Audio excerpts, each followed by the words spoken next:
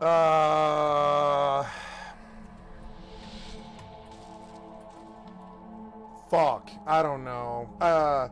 Some of it is producing greens, yeah. Those other ones I made sold. Yeah, take the leather and I'll just vendor, I think, for... I mean, two silver 70 is not that bad. Yeah, and I'll just make a lot of them. Fuck it. Yeah. Course thread. I mean, yeah, as long as it's like growth, I'm good. Yeah. Who cares? I mean, I guess I could disenchant it, but I'm not leveling that fucking orc to 5. I'm not doing that. I mean, I guess I could have. I didn't want to, though. Leveling an SoD is so slow because there's so many people. So, yeah, just vendor, yeah. I don't know, that gun wouldn't sell. I'll take the vendor. Nah, you're not going to pay me my silver before I pay too much for it. What was that? Oh, yeah. Okay! Now what? Sell that. Sell that. Sell that. Okay, we're a little better. Yeah, looking better. 40 silver. I guess I'll go buy my sword training now. Into the green. Splish. Splish. I like the green. It's one of my favorite things in WoW, actually. Okay,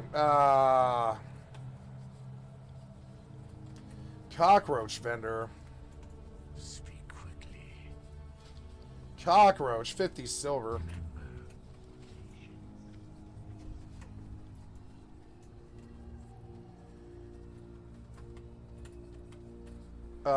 Oh, yeah, my weapons damage. Yeah, well, I'm gonna buy swords anyway, so that's fine. Let's... Oh, God, I don't know where this is. It's like... Oh, I have a turn-in over here, do I? I do. Well, good, I have business here anyways, so apparently... There we go. Let us go to...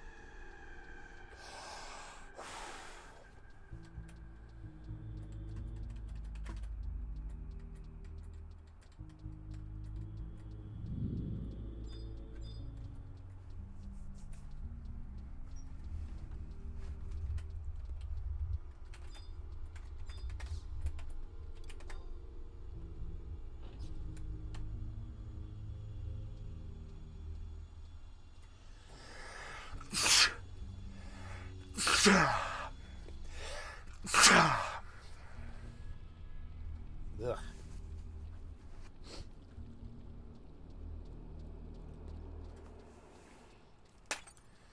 Fucking CPAP, so annoying.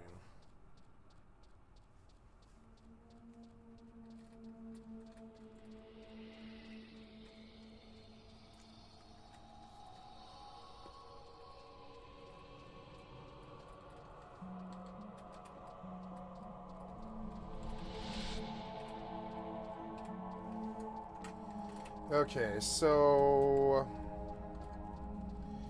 To get to the trainer, I have to go this way.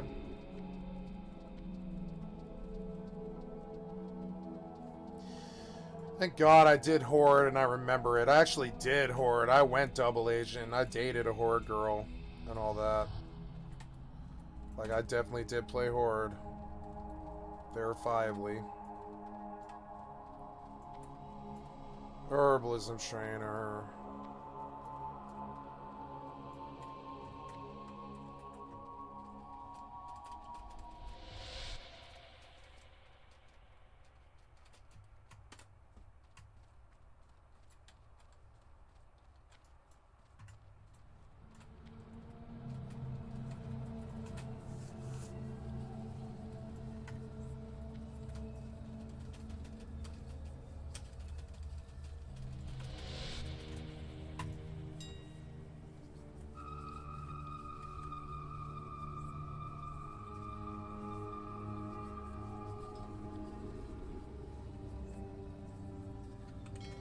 Oh, wait, I went too far.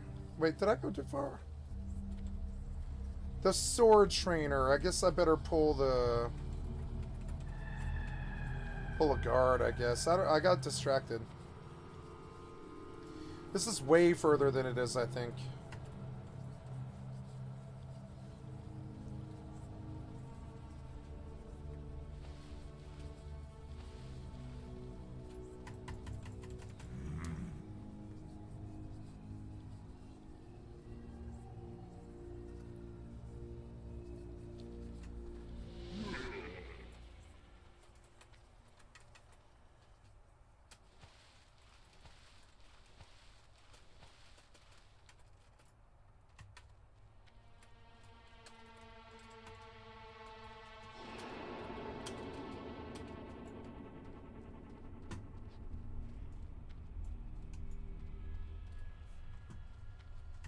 What would you ask of death? Embrace the shadow. Crossbows. I guess I would like crossbows. I just sent a gold. Yeah, can we buy a crossbow? Because that enables another ability I have. That's kind of cool. Yeah. I mean, it's another thing I have to do, but it's alright.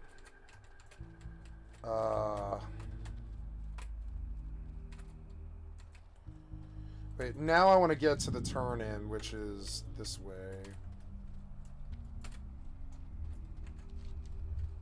I don't like this quarter.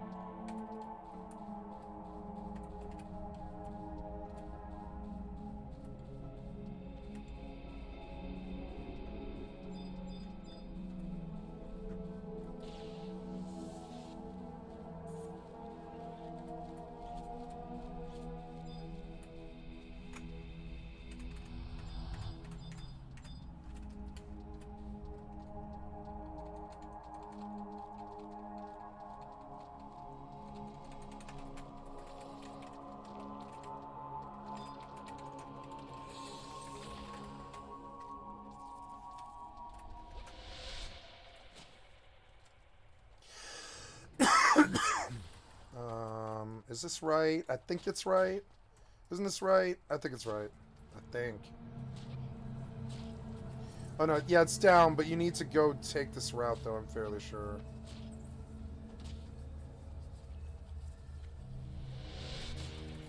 This song's depressing me. I'm gonna play a better song. Better couple of songs. Let's do,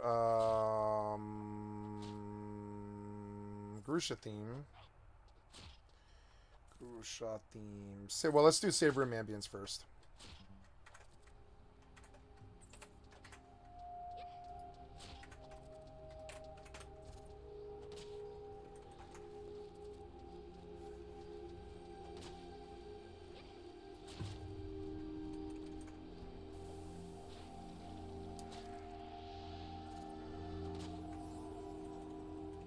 Come to Grandma. Come to Grandma, come to Granny. Fucking Atomic Heart.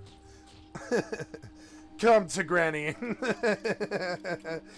I will always remember Atomic Heart, you know, with fondness. I don't care about anybody else. I liked Atomic Heart. I thought it was so good. Whatever. Fun game. Yeah, the whole vibe, everything in it. Great game. Asteroid depleted.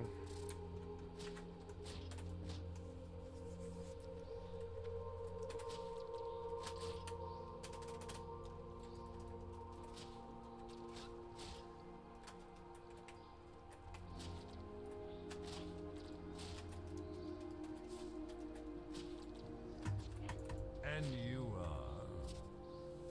Beware the living. The asteroid is depleted.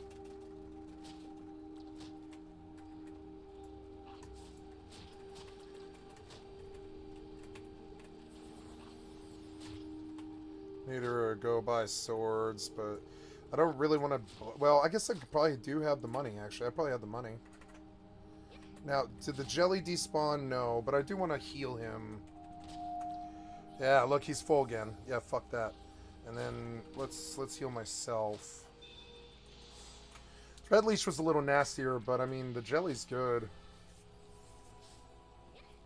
The jelly doesn't miss, and it like... Well, it does miss, but it's so tanky. Like, I could have it tank that combat entirely, I think, before it would die. But then I would lose the jelly. And he's a good free pet. He doesn't really die.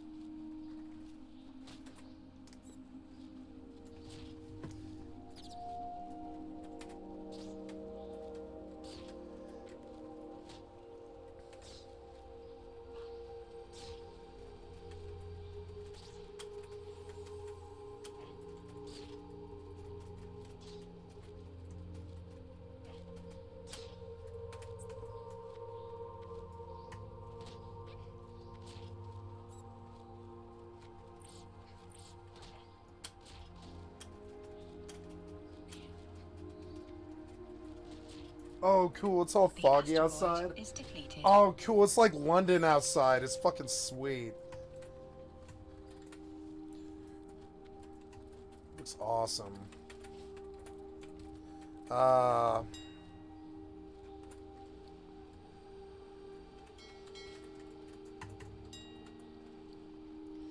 Cure to light hide, but I might use that later, I think. 67 out of 75. Oh, I was gonna buy swords, right? And a crossbow. So let's look at crossbows first and see if there's anything I can get. I don't think so, but you never know. Nope.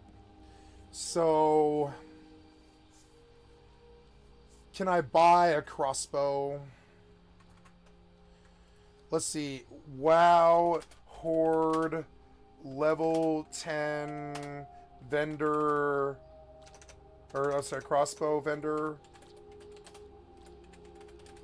Yeah, is there like a crossbow vendor around?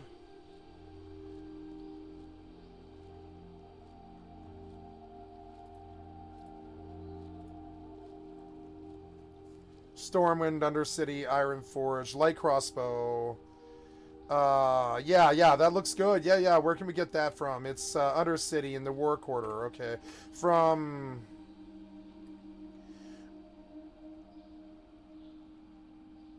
Beniha Fenner. It's a skeleton. And he'll sell me what I need.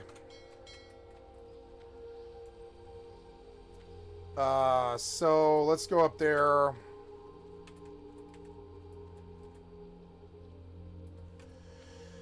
$59.46 they say.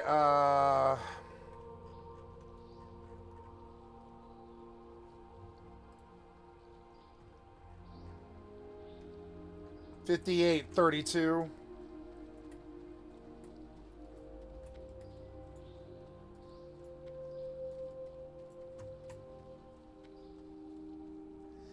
It's a good day. I'm having so much fun. I don't know why. I know why. I had something good, really good happen today in my real life. That's why, I guess. I'm in such a better mood. Speak quickly. I can't even tell you. So, Abigail Sawyer,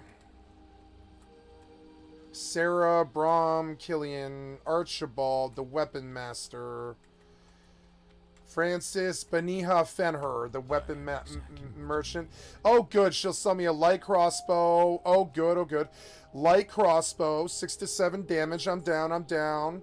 Sharp arrows for the crossbow, I think. Or is it bolts? Yeah, it's crossbows. Oh, now my jelly. Oh, my jelly wants to kill the jelly, which is kind of annoying. Now, that's odd. My jelly's full health, which seems weird. Because I didn't heal it, but, I mean, I don't know. Maybe the jelly heals or something. I don't know. Yeah. Did you sick? Yeah, you did. So, run like Galeax to see if the elemental at least, like, actually hurt him. Yeah, it was alright. It was, like, 23. He didn't like it. This jelly fight's gonna go a long time, and I'm on the low end of it. I actually don't really want interest in this fight yet. I'm gonna go sit down. Let the other jelly fight him. Yeah, don't let the other jelly wail on you. It's a bad idea. I'll familiar him. He's a good jelly. And I'll sit down while they fight, because it doesn't matter. Like, I mean, yeah, like, this is gonna go really slowly, and I frankly do not mind. That is fine. Yep, sharp arrows for my crossbow. 2, 3. Sell these axes. They won't take them. Trust no Oops. one.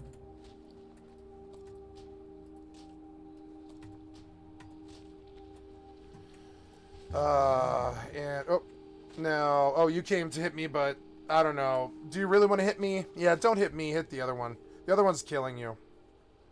Oh, he doesn't like what I'm doing, but that's okay. He dumped a TP on me, which is fine, actually. That's totally fine. I'll even spite him in now, how is that right? No cure spam. Just... Yep. Aw.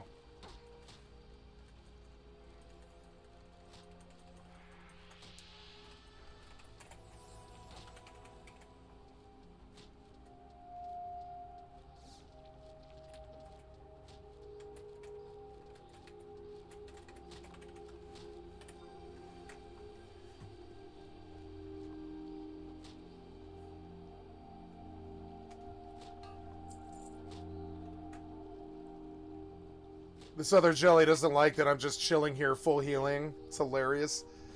So, good. We now have a crossbow. Get that going. And we have a crossbow now, which is good. And with the crossbow, we can get quick draw, which is one of the SoD abilities. Boom, quick draw. Now we can run quick draw, which I'm going to put on my 5 key for now, at least. Yep. 5 key. No, I want to drag the ability or whatever. Yeah.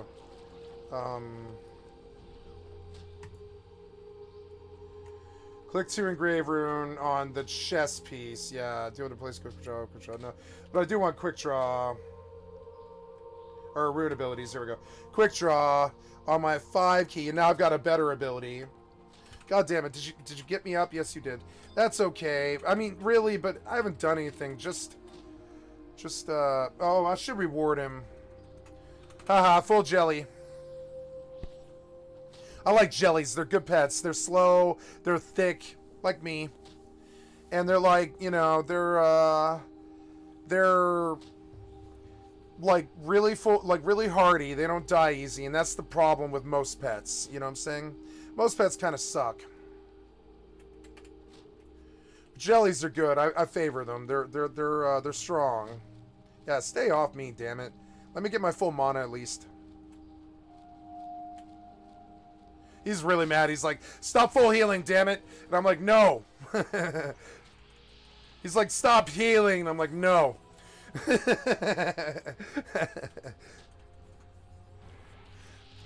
Alright, I fucked off. Now what? You know what I'm saying? Stop hitting me. Stop hitting yourself. Alright, fine. Let's kill this jelly now. He's getting annoying to me. Alright. Oh, who's that? Oh. That was Harpua. He kind of hurts. I don't know. Nah, you're going down, Jelly. I'll kick your ass. Alright, now I got a crossbow and I got one of the SoD abilities. And I believe the next thing I do is go buy swords, which I may not be able to afford. But hopefully they're like 5 silver. I fucking doubt it, but Maybe we'll get lucky today and there's been like a higher, like maybe the armor smiths are actually working. I don't know. LFM, BFD, partial run, BFD, on gauntlet, can't explain fights, good blah blah. They have people leave, they're like, oh my god, I died, and now I'm saved. Yeah, people aren't taking it seriously, I bet. Okay, so, how would you know the fights? It's the first week. I guess people are watching the thing. Yeah, so now this jelly should let me sit for a while, and I'll just reach-arm him if he fucks with me. We're gonna go check weapons. Swords. One-hand swords. Search. Usable. Search. 14 Blackwater Cutlass for 18 silver. Sold, but I don't have the money. We're gonna buy a Blackwater and a Northern. It'll run me 13. Strength is okay, but even stamina is maybe better. Power. Power for 17. Yeah, power is what I usually buy. Yeah, I think it's power. Or Defias Rapier is good. It's got Agi on it. But they overcharge that, which is unfortunate.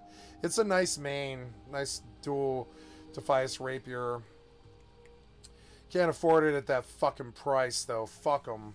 But those I don't think are crafted. Maybe they are, but I don't know. I don't believe those are crafted. Those are dropped, and I mean they have a right to sell them for that much. Is what we really want.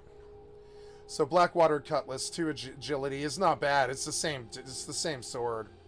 It's got a good swing speed on it actually. Oh, actually, look, you can duel these. So actually, I'm gonna be buying 2 Blackwater Cutlasses. They're really fast. Look, and I'll ride them for a while, both of them. So total, I'll need 36. I'm like 20 short or whatever. So, oh good, I'm full. This will tick right here. The Sea Monk hits the huge spider. It's good to see other BSTs here. I am small. Yes, he is. Right on, right on. We're full. Let's see the jelly. The jelly heals, I think. Or no, maybe just the pet treat is really good. I don't know. Kill this combat. Okay, so oops. Okay, I'm gonna change the track now. It's gotten repetitive. We'll go to the other Atomic Heart song I like, which is Grusha Theme Extended. Set it back to the start. I love this fucking song. These guys knocked it out of the fucking park.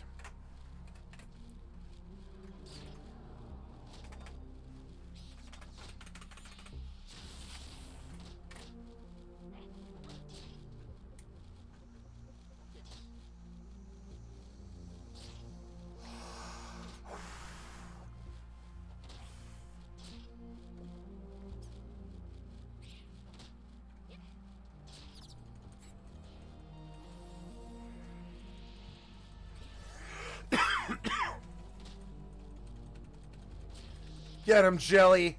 We've got Link. Get on the other bat. Oh, God. Get him, Jelly. Yeah. Kick his ass, Jelly.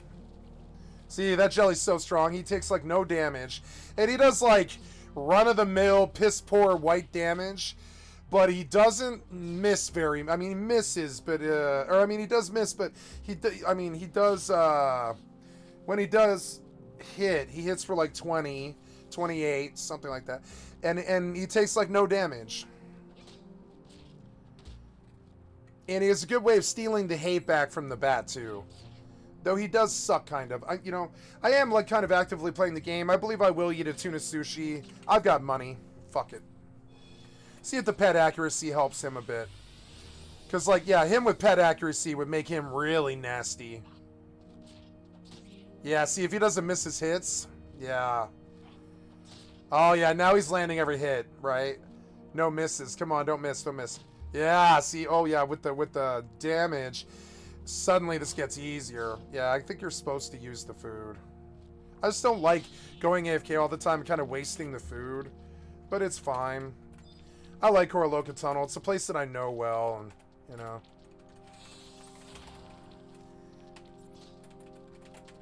Get on the bat.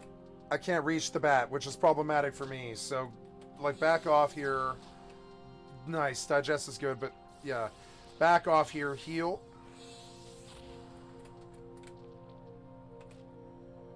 What do you mean? Heal. Let's go. Oh, my God. I'm gonna link, like, all these bats. It's problematic what I'm trying to do. Come on, Jelly, let's go. There. Fucking annoying. Okay, heal the Jelly. Full health.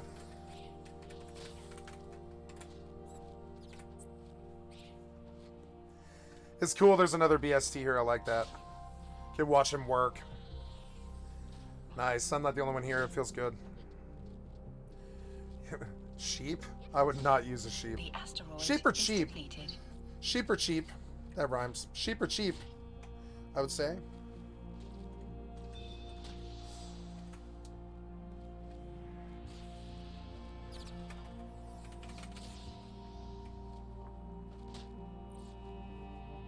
Avalanche hit for 80. That's way better.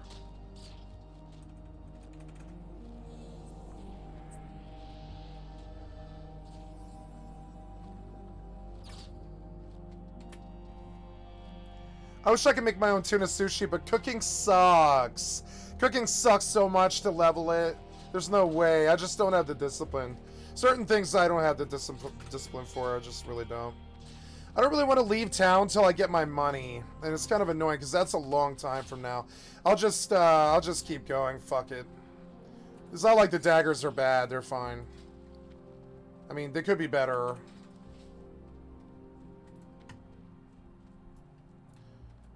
It's good to know the swords will be cheap. Go back to the sepulcher.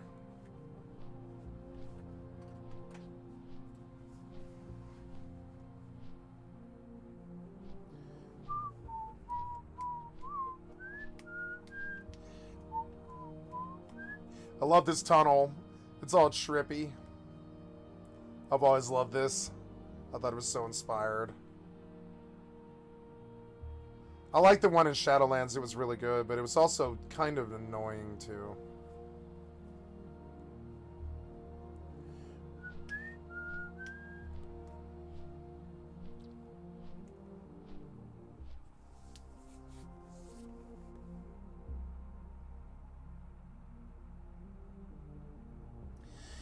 This reminds me of RDR2 is really beautiful in fucking 4K or higher.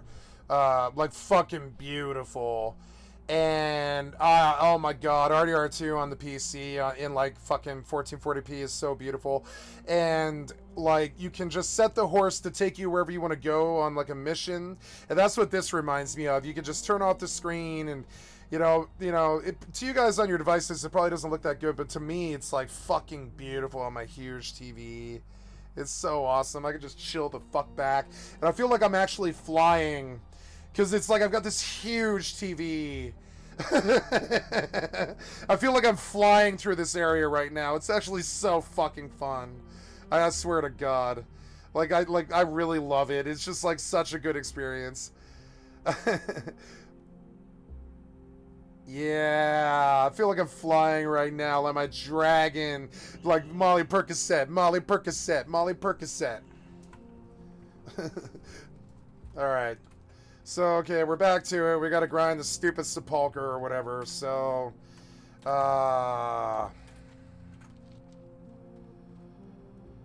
Gotta go do Astra's letter of introduction, which means finding him on that red line, I guess. I need to run the road all the way north and take that escorting Erlin one, which I keep seeming to miss. No, I'm going south to the verified quest where I can do stuff. I'm not fucking around with red lines that take forever to do. I'll just move on past the quest. I can always grind. It doesn't matter. So I don't want to steal his mob. Yeah, I want to test out this new ability, which is cool. Quick draw, 20 energy, attack speed, 10-second cooldown, requires ranged weapon. Draw your ranged weapon and fire a quick shot at an enemy, causing normal ranged weapon damage and reducing the target's movement. Like a concussive shot. It's pretty much exactly concussive shot, I believe. Oh yeah, I like the banner. Fuck yeah.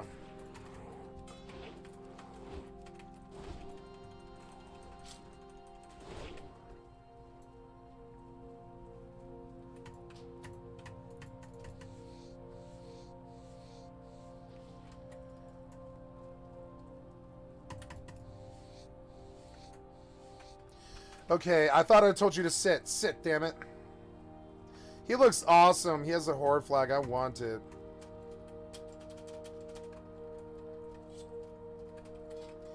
I guess I could queue, but I don't want to.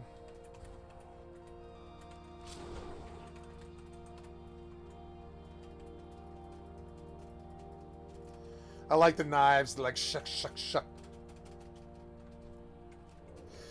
Oh, yeah, so I wonder if I can do this from stealth as well. So we'll run the rune to quick draw on the same key, I believe, actually. Yeah, so, like, yep, and then, so we can't quick draw. Ammo needs to be in the paper doll ammo slot. Okay. And there's our problem. Good. And now, I believe I can open quick draw if I want to. I'm out of range, but... It's, yo, you have to be close, I guess. You have to be close. No. Oh, wow, you do. You have to be, like, super close. Aggro. Oh, I don't know. Quick draw, right? Oh, look, it's a fucking concussive shot. I can run from them. It's a 20-second cooldown. And it lasts for a little while, too. That's awesome, yeah. Fucking sweet. There. Again. Quick draw. It's like I'm a fucking hunter now. Fucking sweet. When I switch to swords here in a few minutes, when my money comes through, my first of the month my first of the month rent check comes through, right? I gotta buy swords with my first of the month rent check. I'm kidding. And I'm gonna run quick draw, swords, and garrote. And fun as hell. I gotta say, it is fun as hell. They added some stuff to Rogue. There's probably runes that I don't know about, but I just want to play and find out. And if I get to 25, I'll just go back and get any that I missed. I don't really care. I really don't care about that. So here's quick draw. Aggro. Badass, and you can like shoot them, but you're not. Oh, must have a throne equipped, right? I didn't equip. Fuck it. I'll just fix that right now. Shoot crossbow. Here we go. Yep, and I'll just stay crossbow, I think, because it sounds cool. The crossbow sounds like the least annoying of the ranged, I think, actually. I don't know. The throne is good too. Throne doesn't sound very, very annoying. So the next question is, can I do it while I'm moving? Because is it instant? Yes, it is. It's fucking instant.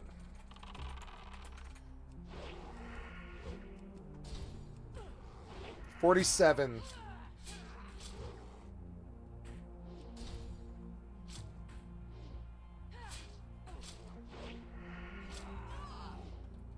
Stabby, stabby, stab! Die, bear. Oh, I meant to buy food or something. I don't know. Oh, no, they gave me... Oh, I did buy some. I bought some, I guess. Nice. Yeah, there we go. Sweet. Alright, I'm going to stealth run forward because I'm not playing hardcore. It doesn't matter if I die. I'm just going to run forward for now. Kill this thread leech. Run sick now. Yep. Good, good. Aggro. Oh, it must be in stealth. No, wait, no. Oh, cool. I can definitely, I can fucking... Oh, so does damage break it, maybe? I don't know. Creased. It comes up fast. It's a 20-second cooldown, but or 10-second cooldown. Never mind. It's a 10-second cooldown. Is it? Wow, that's really fast, actually. Can only carry one waylaid shipment. Oh, I already have one. Damn it. Oh, well, I'll go back when my money comes through. I'll just hearth. Let's fuck with this guy. What do you mean out of range? There it is. Aggro. I want to level my crossbows on him, but I don't know. That might be kind of a bad idea. I'm hurting him. Fuck it. We'll have a race. I'll run to him, I guess.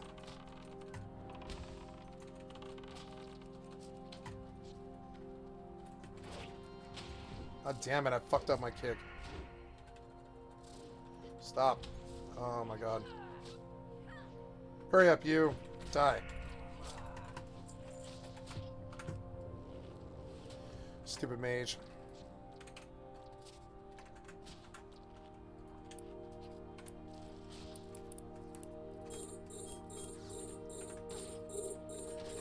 yeah, dragon, huh? Alright. Get on the dragon, get hate. Yep.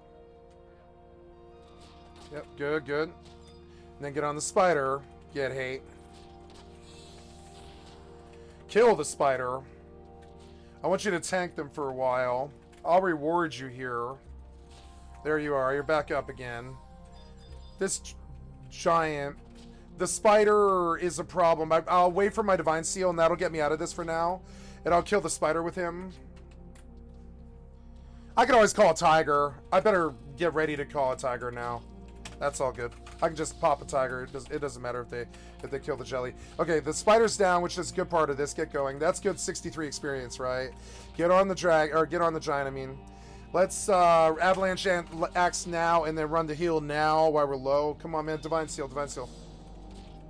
Go, go, go. It's me, it's me, it's me. Alright, let the jelly get hatred on him. I don't want to be on him. Let the jelly tank him, and then I'll summon a tiger to fight him. Get on him, damn it. Yeah, get on this now. Just hit him. Come on, hit him, damn it. Hit him. Come on, man. You're a familiar jelly. Do your fucking job.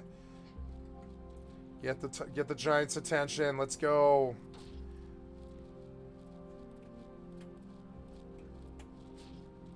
Yep.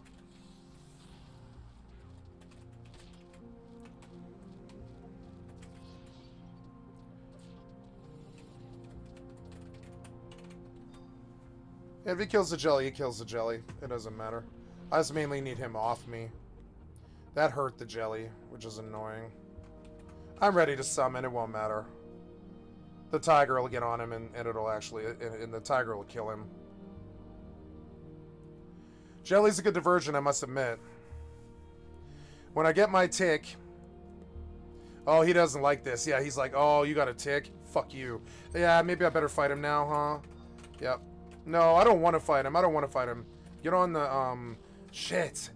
I'll kill the spider before he links, too. That spider will link and it'll kill me. I might die here. It's alright.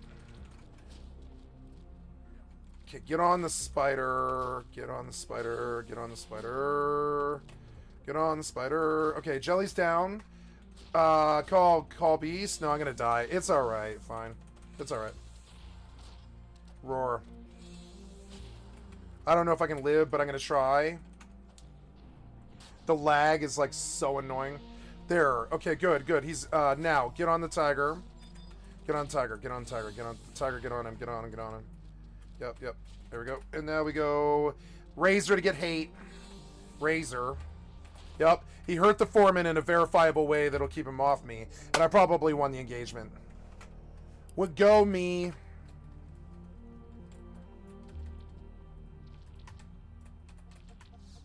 Oh, no. Are you back on me? Come on now. What is this now? Why is there a jelly on me? Oh, no. Oh, no. Come on, man. We were doing so good, and you fucked me on this. Oh, I better run the other way. I need you to attack the fucking jelly. The jelly, damn it. The jelly. The jelly. Get on the jelly. Get on him. Get on him. Kill the jelly. Kill the jelly. It looks like the tiger can kind of tank both of them. Now that the tiger's got the jelly, I don't really expect him to... I don't really expect to lose hate here. Actually, he's killing the jelly, but he's losing. My reward is up. I'm going to use it. It's better that he keeps the jelly off me. No, reward... Oh, I have the wrong thing here. I don't want the tiger to die. Come on. There we go. Good, good. All right. And how's... Yeah, the jelly. He's kind of beating the jelly. That'll be good enough by the time... Maybe. I don't know. That'll hopefully be good enough. It stressed me out, but I might be able to get healed in time. I mean, he's beating the jelly, but it might not be the best thing to do. The giant's low. No, I want the jelly, like, yeah. It's all good. I'll get my mana back before this is a problem and heal, I think. It will kill them. I want to, paralyze again. I want to roar again. Yep. And a razor. Razor can't. Oh, well, that's okay.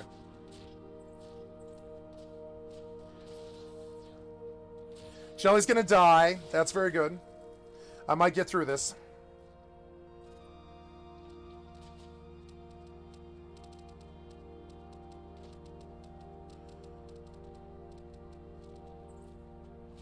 Good, good. Okay, kill the foreman.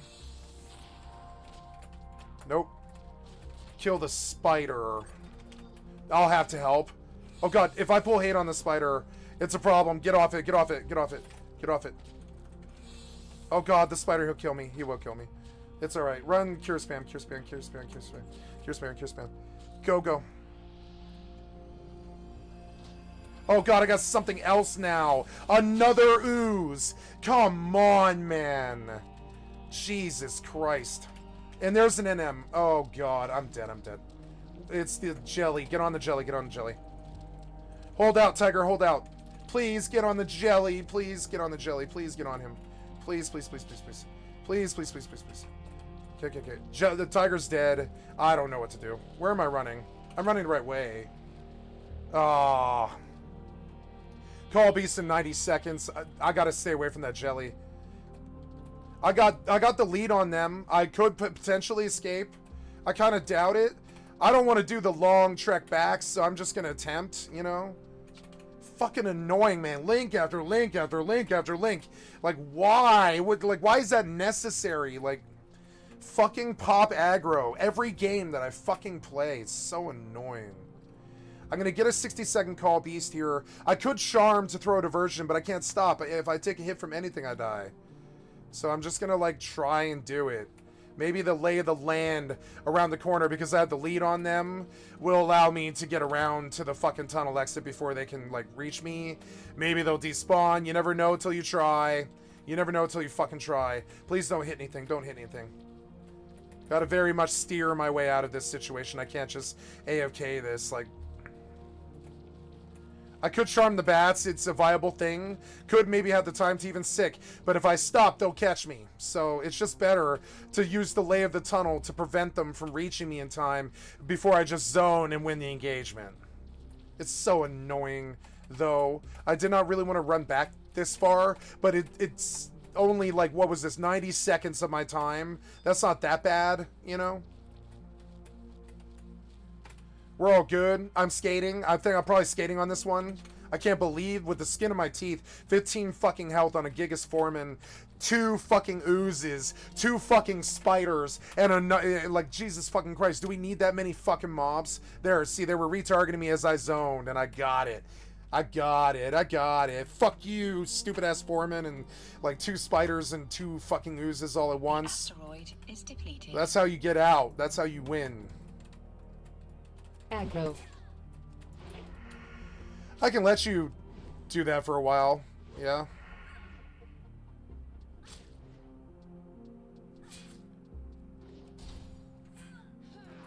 Do not aggro others.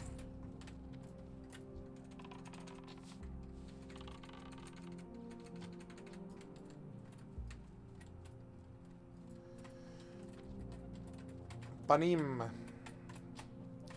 Would you care to join?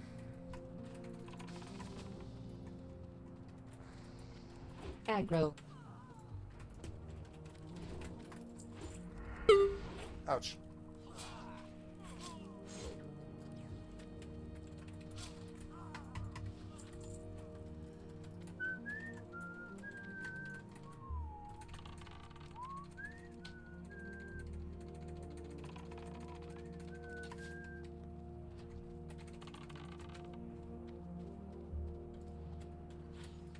Aggro.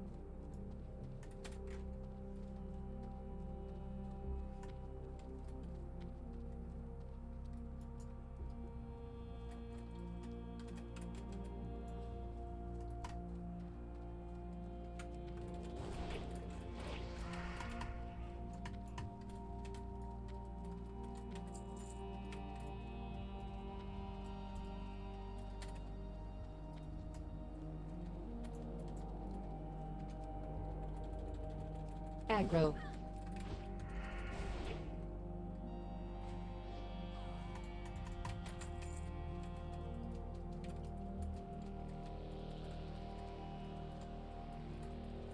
Aggro.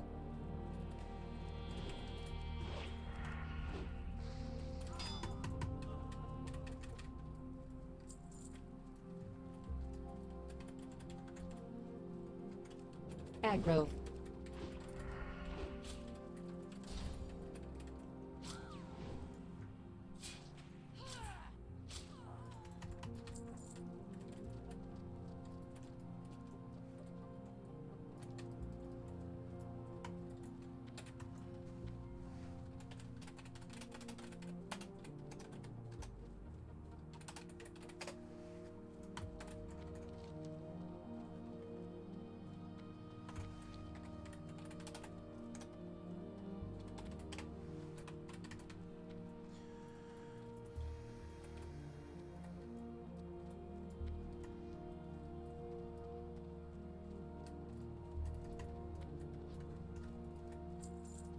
Aggro.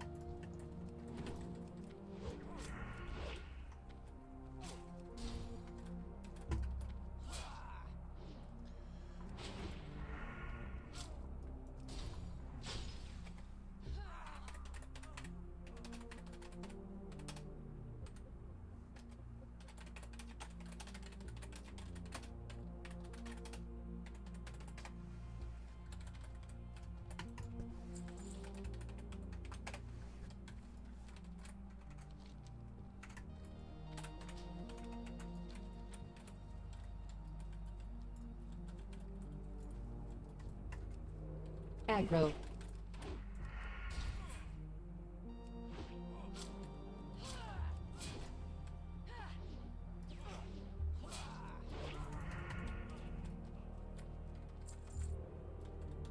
Aggro.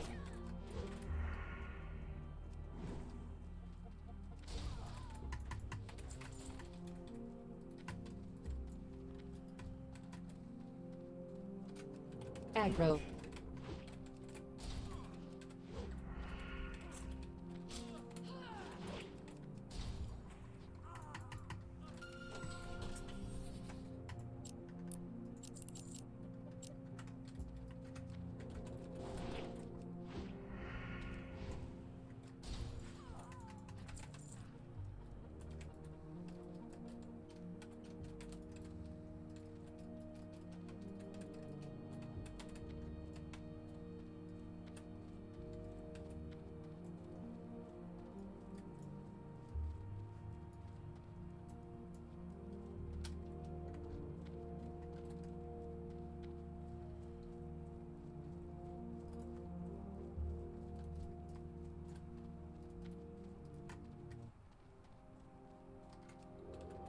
Aggro.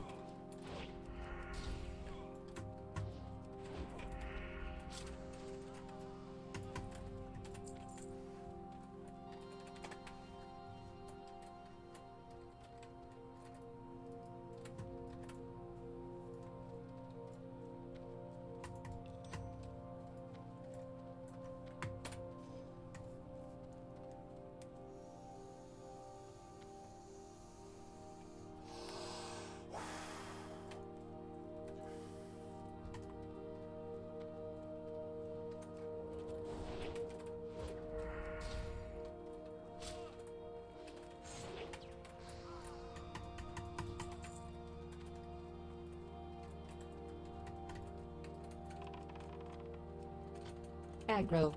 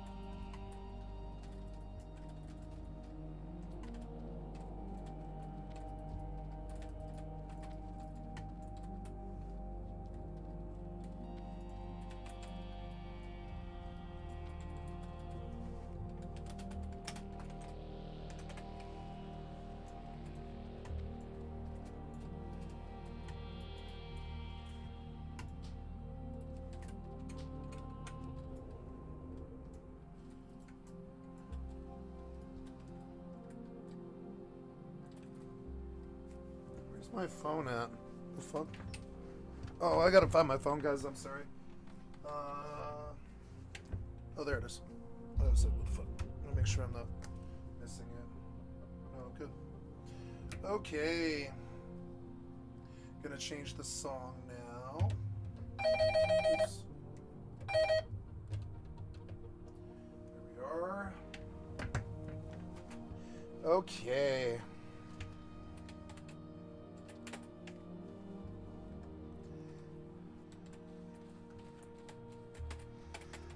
Okay, let's go down there and get some more ooze and some more tiger. Tigers seem pretty good. Might actually just run tiger. Seem to kill everything really quick. Might be better. It's expensive to run tigers, but yeah, like, I don't know, it's faster. Wonder what my TNL is. That's to next level. I'm a third of the way. Good to know.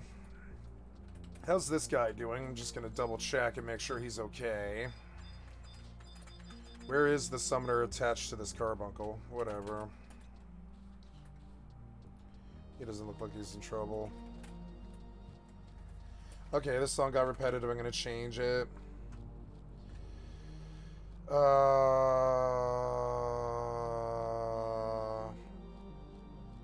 Oh, Philip DeFranco. Yeah, let's do a new Philip DeFranco. Here we go. Today we're talking about the Thank you for the extra cuts for my stream. I'd like to sub to your channel.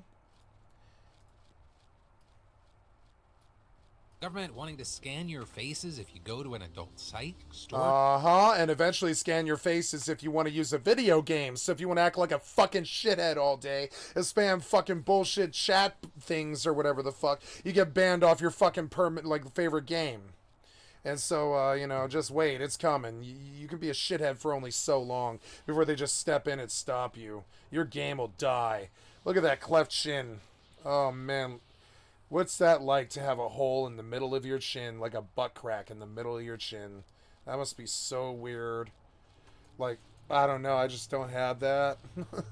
I'm totally round, no problem. Abortion claims, where the push to ban forced labor isn't working. The ability to edit people's genes to treat their disease is here. And what that wild GTA 6 leak and release has exposed. We're talking about all that and so much more in today's brand new extra large Philip DeFranco show. You daily dive into the news. What's up, Philip DeFranco? If you want to watch some, let's call it adult content, boy, do I have a site for you. No, that's not this video. Rather, what I'm talking about here is that if you're in the UK and you want to watch some of that content, prepare to have your face scanned. If Ofcom, which is the UK's FTC, goes through with this, because this is a possible regulation that they're considering to make a requirement by 2025. With that being among other ideas, including having websites vet ages by looking at government IDs or passports. They're going to ban kids off porn. Recognition technology That's is good. by far the most controversial here. And also because they know people are going to try and get around this system, they would be required to have safeguards in place. Right? Things like having a liveness check, which is making sure that it's an actual person on camera and not just a stolen ID or a photo being placed up to the camera. And so with this popping up in the news, obviously not everyone is super pumped about it. And along with the generally uncomfortable reasons that people have been sharing, you have critics saying, you know, this could be a repository for hackers to farm people's identities. And that's in addition to fears that this could be used to blackmail people, which is also why I've been obscenely open about the weird shit I'm into. Sexy clowns. I don't like that that's my reality either. I know, but, sexy I clowns. blame Harley Quinn and probably sexy clowns. drama that I've repressed. Can't shame the shame. Yeah, I like sexy clowns. But, you know, the fears that we've been talking about here haven't just been expressed by privacy experts, but also companies like I like Aloha, sexy the clowns. owners of Pornhub, who said in a statement, any regulations that require hundreds of thousands of adult sites to collect significant amounts of highly sensitive personal information is putting user safety in jeopardy. But this, as you have Ofcom and companies that do facial recognition tech saying, you know, the concerns here are overblown. Arguing first off, maintaining the privacy of the data and individuals is a legal requirement. And according to Yoti, a company that specializes in this tech, there's no reason to hold on to a user's data as images are instantly deleted after the verification is That's done. not And also, good. if that's the case, there's still other reasons to be concerned. Because we've seen that when similar systems have been implemented in places like Louisiana, traffic dropped to the site by 80%. Halo argues that all it really did was push would-be viewers to their site to dark corners of the internet that Maybe don't I ask should users run. to verify I'm gonna run. age, Screw. don't follow the law, Oh, don't I'm take going the wrong user way, though. safety seriously, and that often don't even moderate content. Also, I do want to note that drop in traffic can, to some degree, be attributed to VPNs masking where the data is really coming from. And that's not just like some conjecture or a blind hypothesis I'm throwing out there. We know things like when Utah passed their age verification laws, VPNs went up 847%. Which I also wonder, like, if you own a VPN company, are you like secretly hoping that this happens? Because I mean, that's a lot of potential new customers. I mean, you look to the the UK, nearly 14 million people admit to watching online porn. Though also, regarding some of those Wow. numbers, right, who is actually watching it? Ofcom says that the issue of kids watching porn is a very serious one, with surveys indicating that the average age for a kid to watch porn being 13 years old. But with all of that said, it brings us to the questions with this story. One, what are your thoughts regarding age verification tech, whether it be, showing an ID or having your actual I'm okay with scanned? face And two, verification if you tech. are concerned with And the an laws, ID what are the check, things that are and most attaching their concerning to you social about to it? their And then, internet Grand Theft Auto 6 identity, trailer that and dropped making an yesterday was internet so identity massive, that, it didn't break YouTube. that just bans them off the internet if they mistreat people. Take their abuse and their bullying away from them. Take their power away. It's simple. But it did break a record, stripping Mr. Beast of the title for the most watched video on YouTube across a 24-hour period. Where Mr. Beast's video managed 59.4 million views in that time frame, which, just to be clear, is still fucking mind-boggling. But GTA 6 blew past it with 77.5 million. Though I should also say so far, because as of recording, it still has 6 more hours to rack up views during the 24-hour period, with this being the number as I'm uploading the video. Right, but it's also not surprising that if anyone was going to break this record, it would be GTA 6 and Rockstar Games. I mean, we're talking about one of the most anticipated games ever. But also, as you probably know, it wasn't supposed to come out yesterday. Instead, its release was actually the result of the trailer being leaked onto Twitter, and that allegedly being done by a developer's son. And this, of course, is the latest. It is hardly the only A developer's son. For example, back in 2022, there was My a major God, hack they revealing a ton must of be information so about the mad game. at Then back in him. September, about 50 minutes of footage from the game was released online. Though all of this also leading to a number of theories, because the reality is that those leaks just kept building more and more hype for this long-awaited game. And so it's led to people like streamer S-Fan saying they 100% leaked it themselves so everyone would talk about how the trailer leaked. LMAO genius. But also with that, I mean, those at the studio seem pretty fucking upset about it. Like how He in a now quoted deleted tweet, S-Fan. senior gameplay animator Javier Altman wrote, "This fucking sucks. I was hoping to watch this for the first time tomorrow along with my fellow teammates and coworkers. I feel we deserved that moment." Though Altman then, tried to share some positive messages, but ultimately he actually nuked his whole account since posting that. But either way, the trailer has been a major, major success, and it's probably Yeah, going to I bet break it records has. when it comes out. And this at a time where video games are already by far the largest segment of the entertainment market. And keep in mind, this is a game that was released 10 years ago. GTA Online making $500 million off of microtransactions in just the last fiscal year for Take-Two, the publisher for GTA Online and Rockstar Games. So just imagine what they're going to make from the purchase of a new GTA game, as well as the income coming from a new GTA Online. Also, I just want to put it out there, no pressure, no stress, especially, I say this because really, people are fucking horrendous to like animators and people that make video games. If and when the release date for this game gets pushed from 2025 to 2026, I will understand it, I will respect it, I will know that it will be because you want the game to be good, but it will also emotionally break me. Also, side note, if you are one of these fucking insane people that supports harassing the animators or the people working on these things, you're trash. You're a garbage person. Understand, these are real people that are doing their job and often doing so under immense time and general pressures. And this has kind of been in my brain recently because I came across people that were all up in arms. As every because, client the takes new a season of shit and Invincible got split won't into play two in window pieces, people right, being and absolutely insane yeah, about it. there's It's one thing people, to feel yeah. inconvenience because you're like so fucking pumped about something. It's another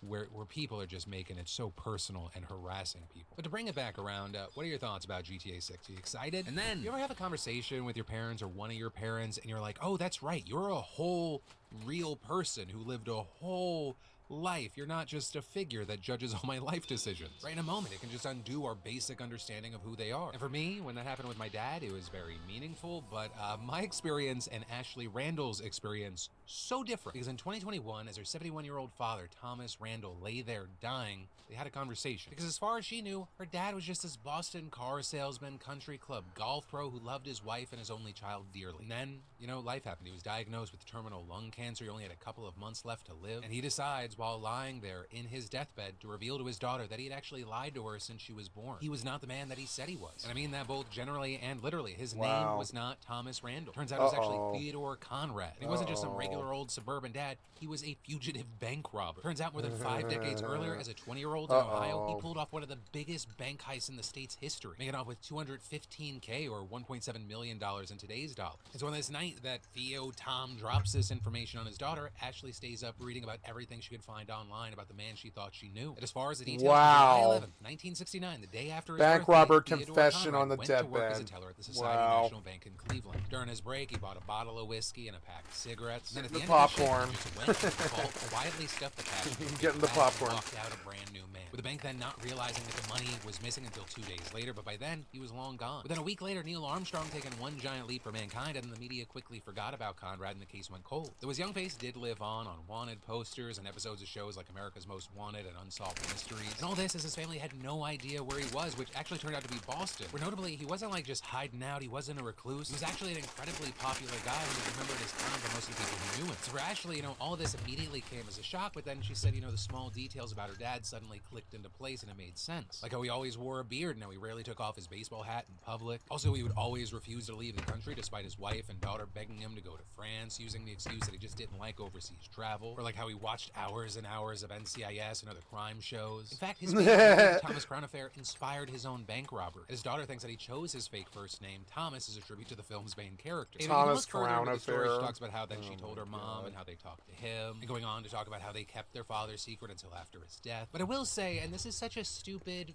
like, Philip DeFranco side thing that bothers me. In one of the interviews she did on this, she specifically said, and he finally said that he would tell me as long as I promised not to look into it.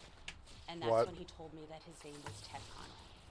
I obviously did not listen to him, and I did look into it. And hey, I'm she's using it for publicity. But you promised your father on his deathbed, one, you wouldn't look into it. And then two, after he passes, you're like, in a year, I'm going to tell everybody. And not just like in a tweet, but she co-hosts a podcast about her father. And maybe it's like the Sicilian in me and how I was raised, but I'm like, I just kind of see you as a snitch, as a non-violent crime. Though, I do wonder if her dad would actually kind of support what she's doing now. Because apparently that money he stole did not stay around. With reports actually saying that there was a 2014 bankruptcy. So in a way, he kind of went from robbing a bank to becoming his daughter's bank. Because she's now able to capitalize on the situation.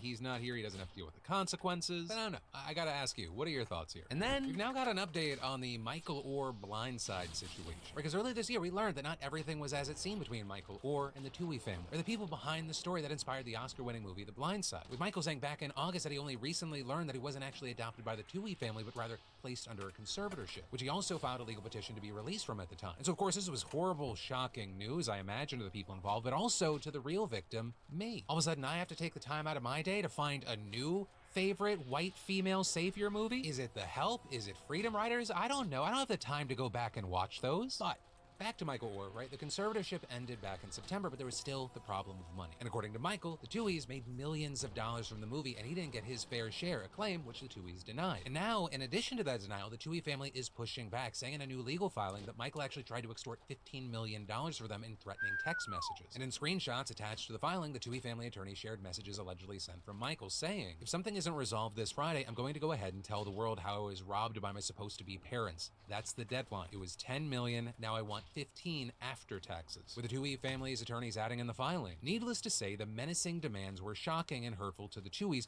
who had always treated Mr. Orr with kindness and love, which is the same sentiment that Michael has been disputing for months, with his attorneys saying that Michael was devastated when he learned that he wasn't actually adopted, and saying that he believes that the Tooheys knowingly pocketed the money from the movie that was owed to him. And then, it's a season of giving, and that goes for Mother Nature too, and I've got a great gift idea that enables you to knock out two birds with one stone. Because unpredictable weather is a real thing, and so you want to be stylish and at the same time have the right shoe that allows you to pull just about any ensemble together, protect you from whatever weather pattern you cross paths with that day. At this point, I think you know where I'm going to go with this. A big thank you to our fantastic partner, Vessi. Seriously though, Vessi sneakers are the unsung hero of your outfit and could be a lifesaver. I mean, these sneakers have kept me dry through storms that I've been caught in, and I really like the way they look. Plus, most of you have torrential weather way more often than we do in Southern California. Vessi allows your life to not be dictated by weather. Plus, Vessi sneakers come in light or dark colorways. They look great, they're super comfortable, they keep your feet dry, and they fit your foot like a sock. And if you still haven't done so, go check out all their weatherproof products like the Overcast jacket, gloves, sling bags, and more. But main thing, just go to Vessi.com/DeFranco to get 15% off the best gift for your loved ones. That's Vessi.com/DeFranco, and get them now while they still have your size. And then, we need to talk about Colorado's broken promise. Because if you didn't know, Colorado became the first state in modern history to ban forced labor at prisons 5 years ago, and in fact, many other states followed suit. But now these 5 years later, inmates and advocates say that the state that kicked off this broader movement is still forcing inmates to work against their will. Also, to talk about this, I gotta give you some quick historical background, right? Because when slavery was abolished under the 13th Amendment, one exception was still included. Slavery and servitude could only exist as a punishment. I don't want to make it so look prison rights Colorado advocates say that bad. this exception permits forced labor in It prison, does and no sound like states still allow the this kind of Denver, forced labor. I mean, Denver Denver, District of Denver, City County Denver. That sounds like them though. That sounds like the Denver County Jail. I mean, that sounds like them to me.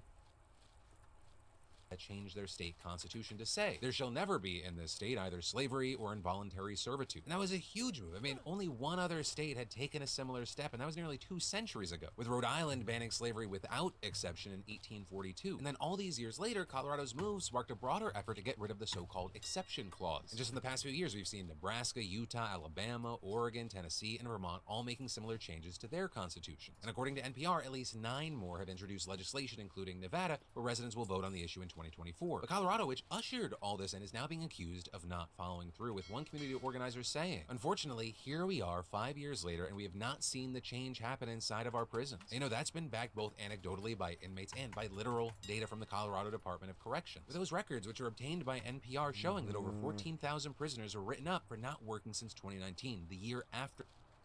I don't want to hear Philip DeFranco about this. I want to hear somebody else. So let's go see. Ah, damn it. Surprises me not at all that the system that puts seven false assault charges on me is in the fucking international news for brutalizing criminals. It does not surprise me. So now we'll go Denver, right? We'll go to right, or whatever. Yeah, just go to YouTube, damn it.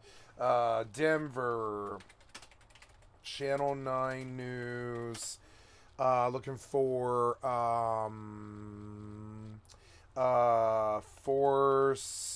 prison forced labor. Let's see about what pull out, right? Five months ago.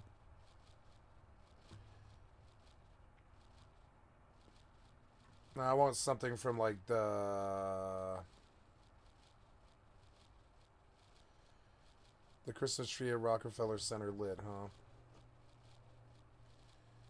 Yeah, but this is a story from 5 months ago. Why? It's weird. He just chose to ram with this one, I guess. But it doesn't seem like... I don't know. Maybe we can sort from this month. Denver News. Let's just get that part of it out of it. From like this week. Yeah, get something from this week. Yeah. So this is an old story that he ran with. Oh, it's not. It wouldn't be. It would be Colorado News, I guess, like Colorado News, right? This is an old story.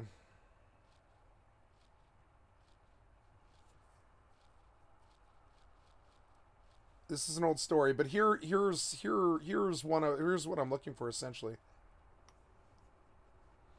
Thank you, CBS Colorado. Thank you for the excellent content from my stream. I'd like to sub to your channel. As, in their words, slave labor.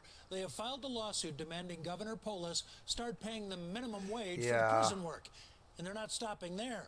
CBS 4 investigator Brian Moss is breaking the story for us tonight. They are killers, con men, and career criminals. Wow, they're going to pay a minimum wage to prison labor, huh? That'd be a fast way to get the system to turn around. Yeah, that'd be a fast way. If they're in there for, 3-4 years and they save up like $100,000, they can go get a tiny house and get their lives back together when they get out of jail. That'd be one way of doing it, yeah. That'd be a good way to rehabilitate people. Why not? In this newly filed lawsuit, they are being used as slaves. I had lunch. Yeah, I'm actually okay with paying minimum wage to prisoners who are stuck in jail. Like, and get some good labor out of them. Fix the world. Do the Build Back Better plan off them. And pay them minimum wage to go do all the jobs and everything that nobody wants to do. But I don't know. It's kind of hard in jail, though. Jail's, like, a little bit harder. That jelly, it aggroes if you sit down, I think. Yeah. I am getting hungry. I may make something to eat here. I just don't know where a safe spot is. It's like back towards this direction, yeah. Stonemason is good. Let's kill him.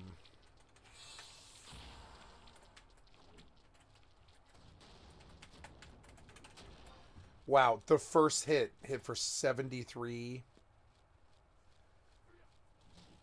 Is the jelly gonna hit him? Yeah, for very little. Yeah. Wow.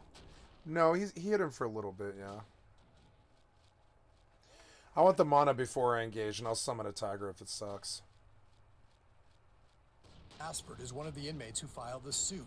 He did 6 years in Colorado prisons for white-collar crime, but got out last year. Yes, if you're in there for 6 or 10 years, pay them for their fucking labor and let them fix their lives so they don't go right the fuck back to the ghetto smoking meth and fucking robbing people again and shit. Let them fix their lives. Let like at the very least, if they're gonna get in there, get some work out of them. And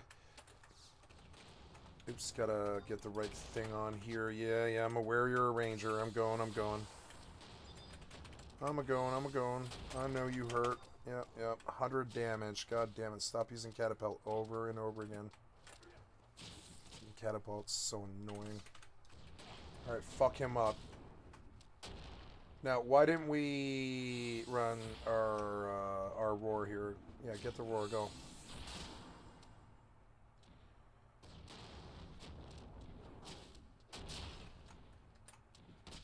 Avalanche axe. Pocket sand. Alright, so I am currently buying weapons. Blackwater cutlasses, 2 of them. Yeah, and they're fast too. They're good and they're fast.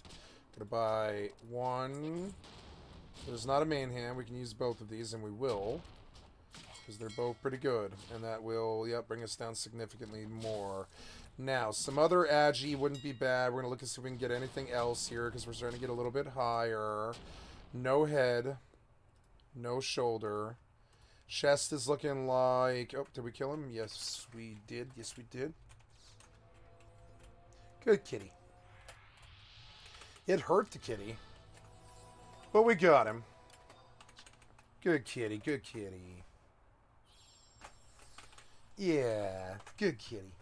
Now, Bard's Tunic of Agility, 6 agility. For 50 silver, which is a large chunk of what I've got. This thing's got 5 strength, 3 agility, but it's higher. Ceremonial, which is higher, basically, just no, it's like the same thing I'm wearing right now. Doesn't really seem worth it. There's one of the monkey. It's the same thing I have. So I have like the same comparable thing. So there's no upgrade there to be had. We check waste for anything that might give me agility because I don't have anything. Defense waste. There's an upgrade. We'll buy that no matter what if we can't find something else that's cheap. Of the wolf, 2 agility, 3 spirit. I'll take the agi however I can get it. That's it. That's great. Yeah, that's good. That's actually not that bad of a belt. I'll take 15 silver. Sold. Legs, 5 agility, 3 spirit, pretty good for 6 silver. We're taking it. Cool. Feet, Prospector's boots, Blackened Defiance boots for 15 silver. It's good agi on the boots that I didn't have before. Blackened Defiance boots, 14 silver. Gone. Wrist. Bandit of the Eagle, Wolf, 2 agi, 2 spirit for 31 silver. This is a definite fucking upgrade. So we look for cheaper. We don't see it. Whale, spirit, whale, spirit. Owl, eagle, intellect, agility, 3 agility, 50 silver. This could be a good purchase because it is kind of best in slot, but I don't have enough, first of all. But it's not. It'll break the bank. We try to reach agi however we can get it, which is this one. Oh, God, what is it? It's... No, it appears... oh, yeah, 31 silver.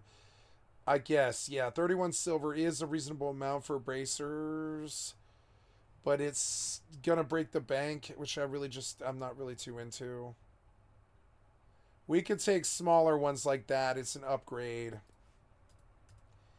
Gloves of the Fang, 2 strength, 3 agility. I'll take the Gloves of the Fang, sold. Those are the upgrades I can reach. This allows me to blow a little bit more money. Here, Bracers of the Whale. Yeah. Stamina is good thing. I'll take stamina for 15 silver. It's not really my favorite idea.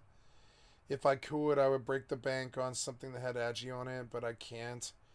So we will save the money here, and we will wait till 16, and we'll accept what we got here, which was upgrades. I was very happy with the results. I came out with like something like an extra 5 agi or something like that. Oh, so now we have somebody else on me. My stats are full. It's good. We're back in it. Kill this spider. Oh yeah, I have not been paying attention to EvE at all. So run those. Go, go. And get that out there. Go. And yeah, let's see what this guy has to say.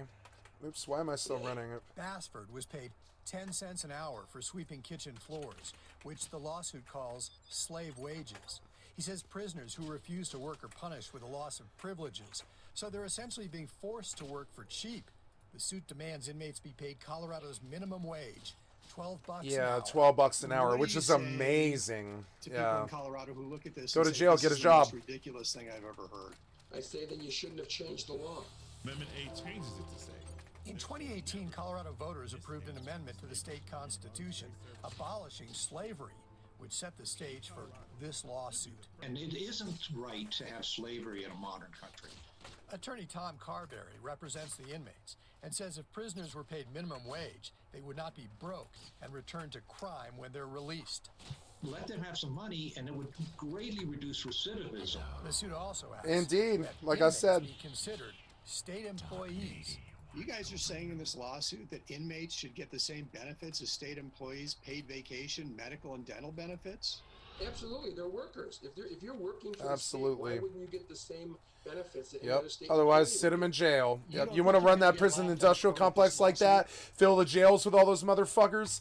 Let them sit in the box then. Either work and pay them, or let them sit in the box. You want to force them to sit there? All your fucking drug crimes and all that stupid shit. Prostitution and, you know, gambling, shit like that. I don't know, man. More agi there. A lot of agi. I definitely got upgrades here. Huge upgrades. Definitely. Oops. Up. Okay, so now we go west. And I'll kill that bat, I guess. It's slow, but I'll get there. When I'm done, I'll go outside and I'll kill ants. Like pretty much everything over there. But I don't really want to go over there yet until I have another level. Because I like the tunnel. The tunnel's fun. It's a good place to level, I would say. Blackwater Cutlass. That's good. There's all those items. They will vendor. We'll come to the innkeeper and... Oops, no, that's not what I'm trying to do. I'm trying to do... you. What now? Sell. Oh, I'm full, am I? Oh, okay. Well, alright. I'll go back to the thing then. Warp drive active. Sweet. I think so. It's a serious lawsuit. Brian Moss, CBS 4, covering Colorado first. Yeah. They estimate if Colorado inmates were paid minimum wage, it would cost the state $400 to $500 million a year. I think if you're going to run the prison industrial complex, let them get out with, like, I don't know about paying that much money. I think this should be reduced. It should be like $9.90, something like that.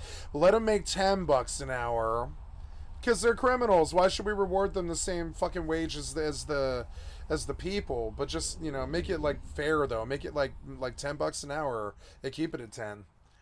And like, so then they go in and they work for years while they're stuck in there for 5 or 10 years. And when they get out, they can fucking afford to, like, you know, buy a car and pay for an apartment and go to work and have a life and all that stuff. Why not? Instead of brutalizing our criminals, let's reward them. They don't comment on pending litigation. And this is having some drama. Yeah, they're like, should we reward criminals? No, but I don't think we should, like, use them as slaves either. I don't know. I think we should reward them. Yeah, like pay them. WoW is unplayable. Oh God. Ashen Vale. This new feature transforms the zone into a world PvP hotspot. Oh my god. Can I do one attack? Horde and Alliance players will battle over territory and defeat enemy war masters and leaders in something similar to Alterac Valley.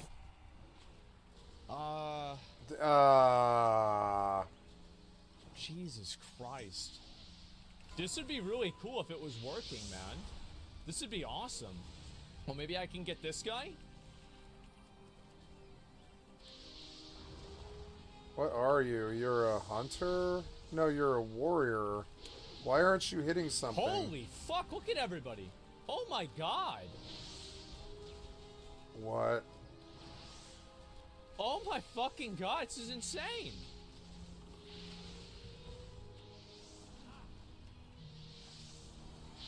Temple OS, that's his name? Oh my god.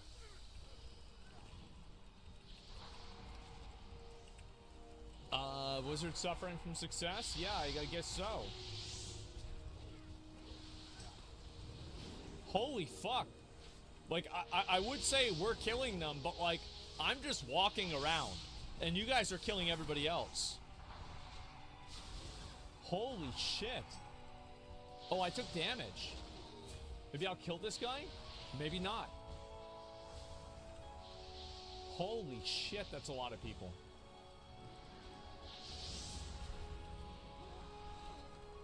Okay.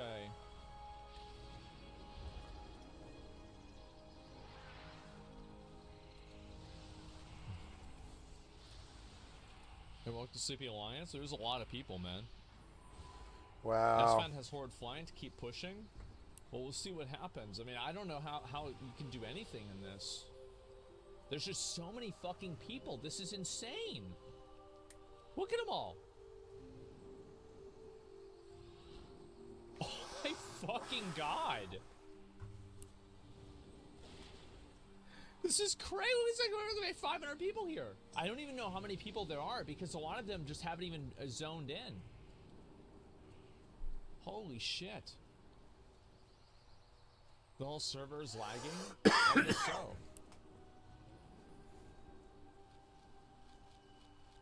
More people are here than all of retail? Yeah, I wouldn't be surprised. Is the Horde winning? I don't know if they are or not. I mean, they're at the fort. Okay. Wow. Answer welcome. Yeah, what the fuck? And there it is. Yeah, no. Yeah, unplayable. I was like, yeah, that doesn't look playable to me. And it's weird because retail didn't have that problem, but classic apparently does. Retail didn't have that problem when Dragonfly started. What do you require? Well, that's sad.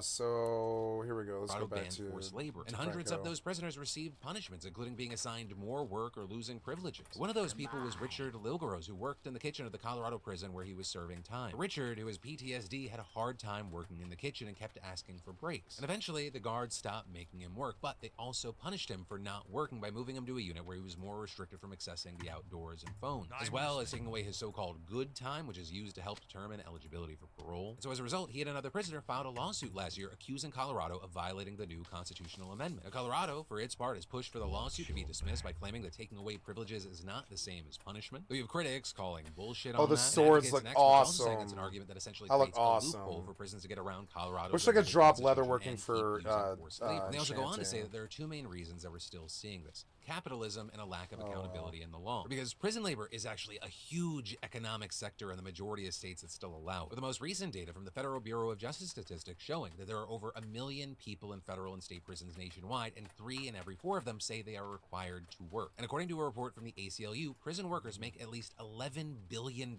in goods and services per year. And this is the kind of work that they're forced to do differs from state to state. Right in New York, they staff DMV call centers. In Michigan, they make license plates. In North Carolina, they work on highway crews. And in 14 states, including California, they actually fight wildfires. And this is some states have really drawn parallels between slavery and forced labor. Like in Louisiana, for some reason, prisoners serve lawmakers food. And in Texas, where some prison farms are literally located on the same land that they used to use for slave plantations. You know, most inmates actually work to maintain the prisons that they're being held in by cooking, cleaning, doing laundry, keeping the grounds. And most of that is done with little or no pay. But I mean, nationwide, prisoners usually make less than $1 an hour, and they're not afforded many of the same labor protections given to non-incarcerated workers. And so all of that is why experts say that that is going to be why it's so difficult to get rid of prison labor. And you have Michael Gibson Light, an assistant professor of sociology and criminology at the University of Denver, explaining, if that flow of cheap or free labor were to stop, I think the fear is that the entire institution would possibly need to shut down. And adding, it's not an unrealistic fear because speaking to the inertia of this whole system, this has been the way that we've manned these facilities for generations. And so to suddenly stop, it would be a budgetary nightmare. And in fact, that's literally an argument that some government officials have made against proposed measures to ban forced prison labor in states like Florida and California. With, for example, a former county commissioner in Florida speaking against the proposal in the state by telling reporters, there's no way we can take care of our facilities, our roads, our ditches if we don't have inmate labor. We could not tax our citizens enough to replace the value that the inmate labor contributes to our community. And in an analysis of what would happen if California's constitution was changed to just pay prisoners minimum wage, the State Assembly Committee wrote that it would cost taxpayers billions of dollars each year. But also with that, you have people pointing out that these economic arguments have nasty historic parallels, with one organizer in Colorado telling NPR, we had this conversation back in the 1860s that, oh, abolishing slavery would be too costly for our economy. And adding, I don't think anybody now would disagree that that was a price worth paying. Beyond that, experts also say that these laws leave too much room for state correctional departments to interpret them as they see fit, with one former Colorado inmate asserting, it is really very simple. It's accountability. There is no accountability. And adding, legislators, if you're just like, okay, well, we passed the bill, we've done our part, Department of Corrections can figure out how to do that and work that out, Doc is not going to work it out. And that was also echoed by Andrea Armstrong, a professor of law at Loyola University New Orleans, who said that sometimes the ballot measures for these forced labor bans have vague language, explaining, it's not clear to me that in any state where the amendment was adopted that the Department of Corrections actually said,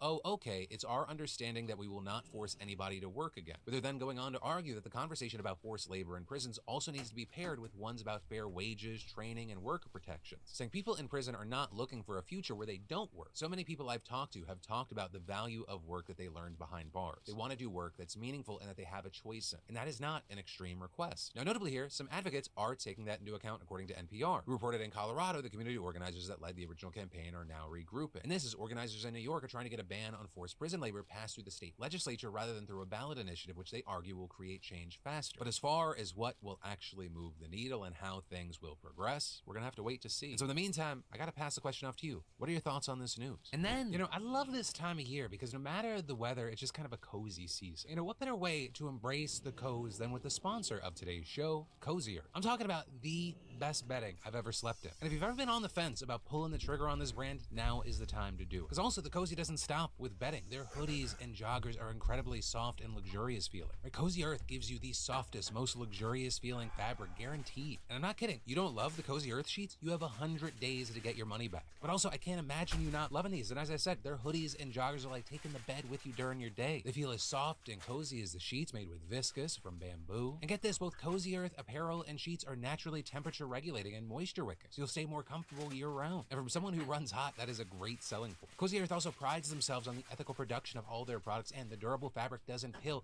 even after continual washing and drying. They just keep getting softer and better and more comfortable. So the time's now, people. Go to cozyearth.com/DeFranco and enter DeFranco at checkout to save up to 40%. That's cozyearth.com/DeFranco, cozyearth.com/DeFranco, and save 40% right now. Hurry, this offer ends soon. And then we have to talk about CRISPR. It is a once distant dream that is now a medical reality, with UK taking an absolutely game-changing step by approving the world's first CRISPR treatment named Casgevy for public use. Right, so this specific therapy is going to be used to treat blood conditions like sickle cell disease and beta thalassemia. Both can be debilitating, with sickle cell disease sometimes causing extreme pain in patients, with beta thalassemia, which by the way I'm going to just call BT because that is a mouthful, leading patients to need constant blood transfusions. And a key thing is that in both cases, the victim's genome has an error in encoding hemoglobin, which is the protein in our red blood cells that carries oxygen around the body. In the case of sickle cell disease, your red blood cells end up misshapen and have a tendency to stick together and clog up your blood vessels. Also, that shape makes it harder to even get oxygen to bind to hemoglobin, and in turn, both of those things lead to a lack of oxygen throughout your body. BT, on the other hand, just generally leads to low hemoglobin levels, as well as just generally low red blood cell counts, which presents as a general sense of fatigue, shortness of breath, irregular heartbeats. And what Casgevy does is use what's called CRISPR-Cas9 to edit these genomes and fix the mutation. In order to do that, doctors pull out bone marrow from the patient, mutation. CRISPR then uses RNA molecules to guide the Cas9 enzyme to the correct part of the DNA, and it cuts the BCL11A gene. Think of it like your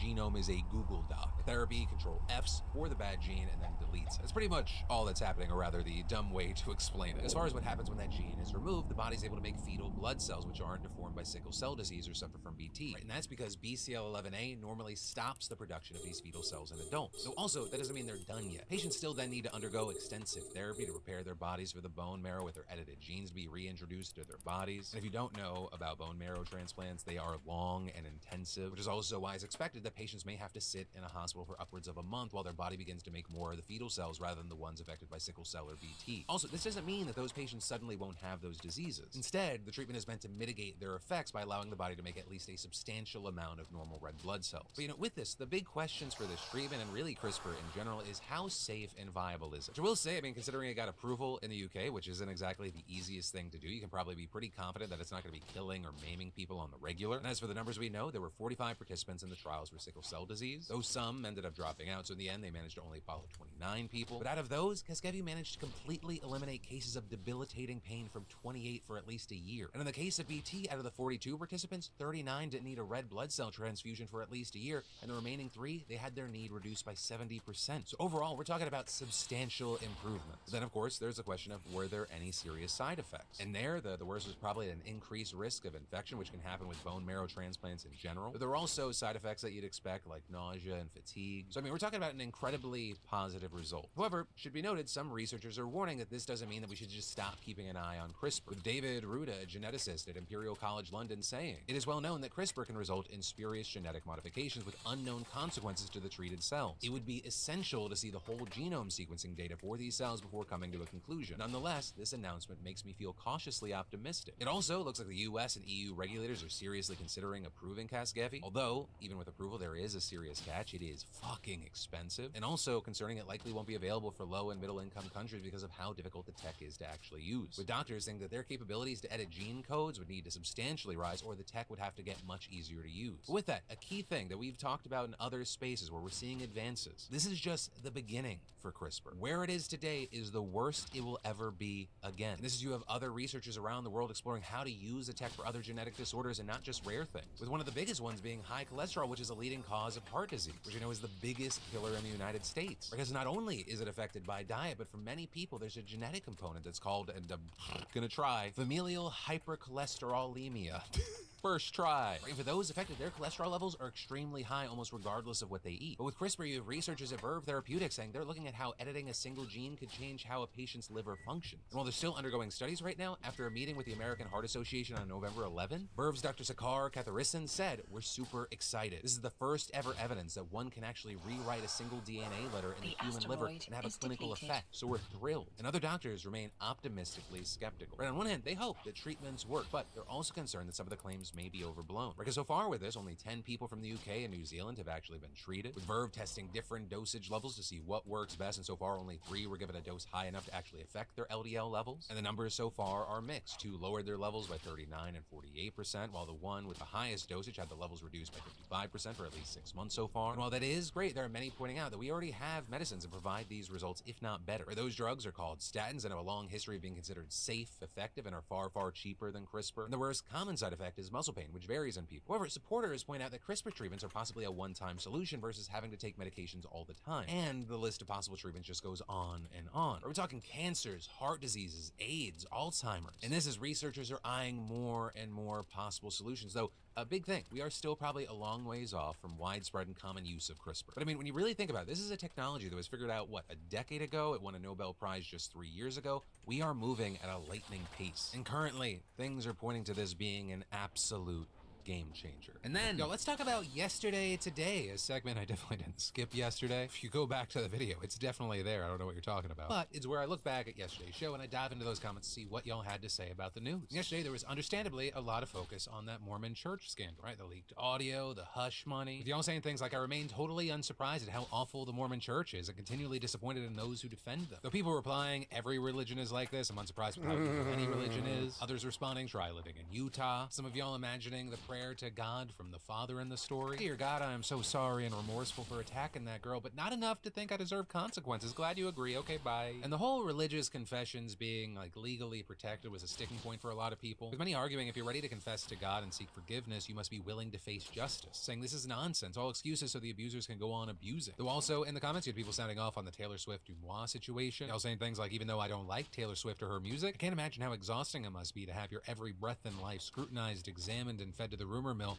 Must be so exhausting. Some arguing Dumois claiming they're not paid to lie is pretty infuriating. Clout, fame, and follows are a form of currency. Anyone who can sway the public's opinions of celebrities holds power. Trying to hide that fact makes me suspicious. And then finally, y'all were talking about the Trevor Jacobs situation, with y'all saying things like he is one of the few people lucky enough to be able to afford a plane and have a license to pilot, and he loses both just for some views and a trip to prison. This is seriously up there for stupidest things people have done. But you also had people comparing it to the other stories that we covered and saying the fact that the airplane guy got more jail time than the guy who sexually abused his daughter is absurd and disgusting. To which, yeah, I agree. If and when I become president of the universe, I'd make the abuser's punishment to be a passenger in Trevor Jacobs' plane. But that is where today's show is gonna end. Though for more news and videos you need to see, I got you covered right here. You can click or tap, or I got links in the description. And no matter what, don't worry, because my name's Philip DeFranco. You've just been filled in. I love yo faces. Filled and I'll in. see you tomorrow. I love it.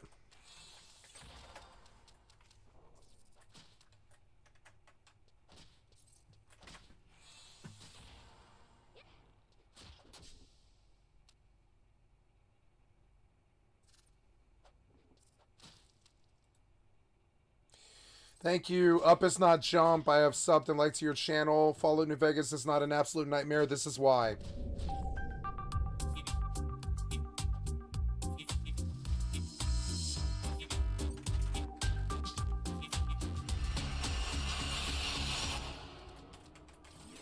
Loud. Oh, I've been out in the wasteland for weeks. I'm not feeling too good. Oh, hi. Up is not jump. How's it going? I better check on my health, make sure I'm doing all right. Could be better, could be worse. If only I had some kind of vault I could go into. No, not you, Vault 22. Wait, no. I have the perfect solution. I've made this Vault-themed Absolute Nightmare box set, featuring this 64GB USB drive with over 3.5 hours of extra videos by me, including a full Absolute Nightmare review of the Resident Evil 4 remake, as well as 8 other full videos. But there's also a cap stash featuring 10 different Up Is Not Jump themed caps. You can also win loads of prizes, like one of 10 signed props from one of my videos, a piece of my original Vive, and much more. The box also includes a sticker sheet, a poster, a temporary tattoo, 3 comedy recipe cards, 3 enamel pins, and a 40-page glow-in-the-dark fully illustrated booklet written entirely by me. We really gave this our all this year to make this box set as high quality as we could. So if you're interested, go to pixelempire.com/upisnotjump. Linked below so you can see it in more detail. Now, on with the main video. Fallout 3, contrary to what I may have said in my own review of it, Fallout 3 quickly becomes this perfect Mobius strip of bullshit. Is and always has been one of my favourite games of all time. I actually remember reading a review of it on GameSpot and being outraged that they only gave it a 9 out of 10. Years later, I of course discovered H-Bomber Guy's somewhat negative review of Fallout 3. Dressed in my patented Vault suit with my Pip-Boy, Fallout laser rifle and Fallout beer, I clicked on the video. Fully ready to disagree with everything in the video, it instead over the course of a full hour and a half took everything I loved about Fallout 3 and convinced me it was bad. No, not really, but it did make me see that although Fallout 3 was great, it was not by any means perfect. The setting, tone and side quests were all on point, but the story, pacing and difficulty of the game could have all been so much better. So here Fallout 3 sat, a great game that fell short of being incredible. If only Bethesda, who own the intellectual property to the Fallout franchise, would contract a company like Obsidian, made up of the original writers and designers of the first games, to make a follow-up to Fallout 3 so they could finally reclaim their mantle and create the perfect 3D Fallout game. Wow.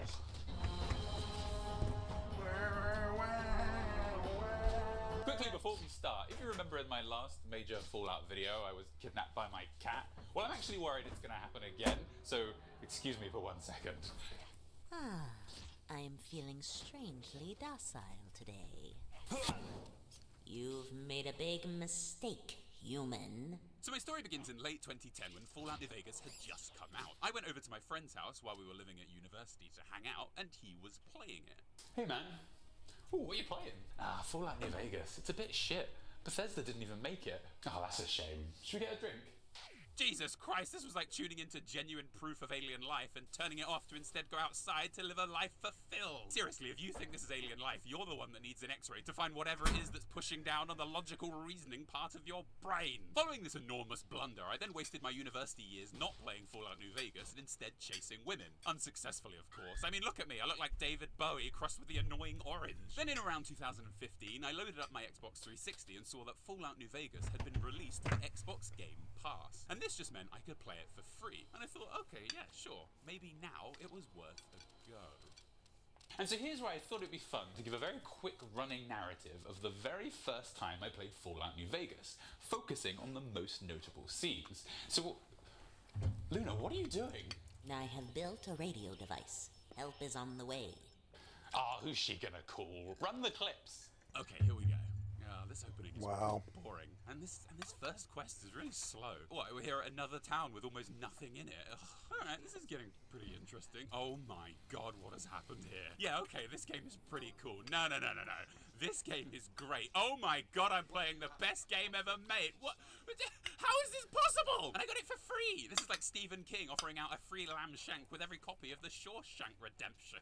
But why is Fallout New Vegas so good? Well, I'm gonna gush hard, so sit back, relax, and pull out an umbrella to stem the tide of fanboy splashback. So someone has contacted Cats Protection, and apparently it's illegal to entrap cats in cardboard boxes, so I'm just gonna have to let her out before we continue with the video. Alright then, out you come. Oh no.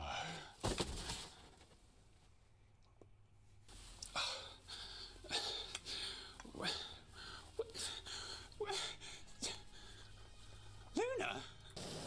Yes, human, it was me. You did all of this?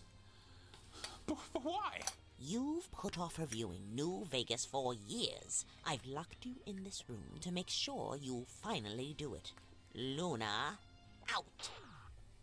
Well, I do hate being held captive.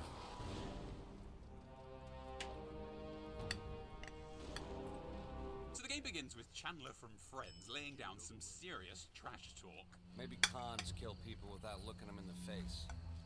But I ain't a fink. Dig? Oh, the language in this game. So the character we play is a courier here, and we're trying to deliver that platinum chip. And this guy, Benny, steals it and then shoots me in the head. Fortunately, though, this gunshot doesn't kill us, and we wake up in a doctor's office in the town of... I'm gonna skip this ahead a bit. Who goes home to complete the Get Watch quest and accidentally bumps into Chandler from Friends. No, it doesn't happen because it would make no sense. If only there was a way for a game to be completely open world while still retaining complete control over the pace of the story. Oh, hi, Mark. Fallout New Vegas' open world design is complete genius, as it perfectly combines a well-paced linear story with free roaming exploration. Okay, let's go. You start the game in Good Springs here, and your first task is to go to Prim in the south here, as it houses the courier office where you can learn more about the package that was stolen from you. However, even from Good Springs, you can see New Vegas glowing tantalizingly away up north. So you of course say, fuck it, this is a Fallout game, and begin a jaunty adventure up north towards New Vegas. An adventure full of interesting characters, side quests, and what are those friendly looking guys off in the distance? Oh my god, oh my god, oh my god! So this path is off limits, and the only other path that goes north is this one here. And if you travel up it, you'll eventually bump into a group of quarry workers who will inform you that their quarry has been overrun by a nest of death claws. And let me tell you, your high on arm skill isn't going to help you with this one, buddy. Oh, I'm so sorry. And so this way is off limits too. This means the only real option you have here is to go south. See, what Fallout New Vegas does, especially early on, is it gives you the freedom to explore a decent portion of the general area you're in, as you'd expect from these kind of games. But when you start to roam too far from the route you need to take to do the main story, it puts an organic difficulty block in the way. What most games would do to control your movements is put a giant impassable mountain or a locked door in your way. In this game though, you can go north to New Vegas right away if you want, but you have to be very good at the game or have built the right kind of character. It feels really good to have the option to try, but also nice to know there are some challenging areas you can work towards being able to complete later on. And it doesn't just use difficult combat to direct your movements. There are also areas with high radiation that control where you go. And this is quite unusual, as it didn't really happen in Fallout 3. I think that drink may have been radioactive.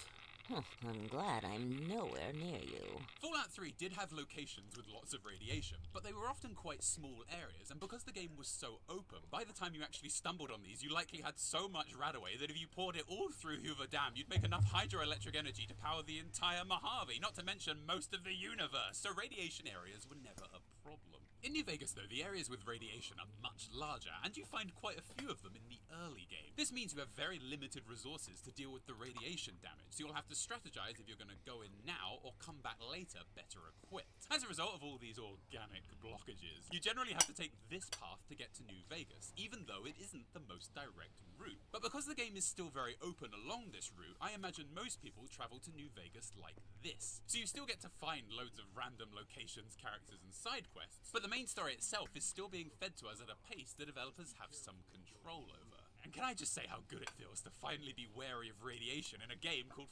fucking Fallout? In Fallout 1, radiation was scary. The A good example of this was when you finally depleted. made it to the location called the Glow. You'd arrive, the screen would load up, and you have received a large dose of radiation. Now this is a message that would severely fuck up anyone's day, so even though it's just a video game, my heart still jumped a beat the first time I read this. But also, if you hang out at this place for too long, while you're on your way back home, you will get interrupted with, you feel very nauseous, you are very sick, your hair is falling out, you are hemorrhaging violently and continuously, the vomit is stained red from your blood, your skin is falling off your bones. Fuck me! In Fallout 3, it's fine. You just IV yourself up like me, because I definitely drank the whole bottle.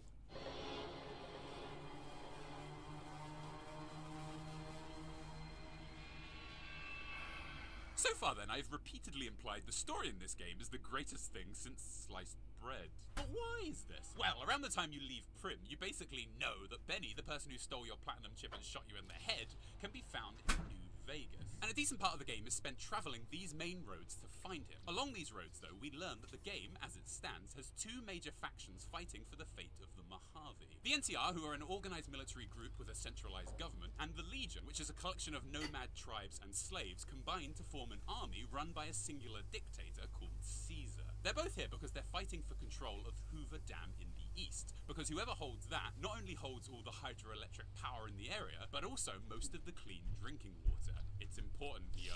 At this point in the game, though, you only ever see the NCR about, as they are the current occupying force in this area. Many people you meet also talk about the Legion too, but you don't ever really see any of them. You hear about how they're really bad guys, but this is a Fallout game. Everyone's bad. Remember what a mean voice that Talon Company merc had in Fallout 3?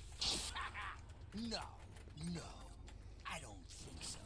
Hey, stop that. So honestly, you don't really give the Legion much thought. Eventually on your travels, you see a huge structure in the distance, which you go to and learn that it's a monument to the NCR and the Nevada Rangers, who recently joined forces to take on the Legion. But all the troops here aren't happy about it. Not only was this monument a complete waste of resources, the troops talk about how they're not being properly utilised here, and they aren't getting the support they need. A sniper is particularly worried about smoke she sees coming from the town of Nipton. It isn't the Legion, as they're stationed off to the east, but something bad is happening. So you travel towards the town, and as you approach, you see things are clearly not alright. The music City of the Dead from Fallout 1 and 2 fades in, and that's when you meet him.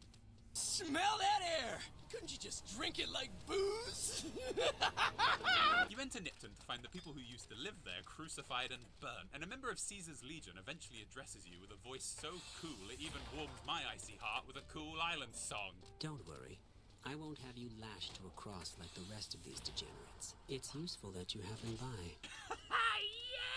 Now, I'm not saying I'm a member of his fan club or anything, but you know, Volpez, he's a pretty cool guy. He explains to you that the lottery was a way to decide how people of the town would be punished. Beheaded, burnt on tires, crucified. This guy you find came second in the lottery, and as he says it, they beat my fucking legs with hammers. Only the one winning number got to go free, and we all saw the result of that. Oh my god, smell that air! Everything about the way this encounter is set up is genius, and in my mind, the game has been building towards this moment from the second you woke up in that doctor's house. If the game was fully open world like Fallout 3, for example, they simply wouldn't have been able to pace the Legion's incredibly shocking introduction so well. And I think it works even better when you think that Fallout 3 never ever got this real. Sure, super mutants kidnapped and ate people, but all you ever really saw was their victims in shopping trolleys. And raiders in Fallout 3, yeah, they'd kill and maim people, but you never really got any gory details on it. I think people definitely expected New Vegas to have the same sort of tone, and without warning, They stood and watched as their fellows were butchered, crucified, and burned. Okay, maybe he's not so cool.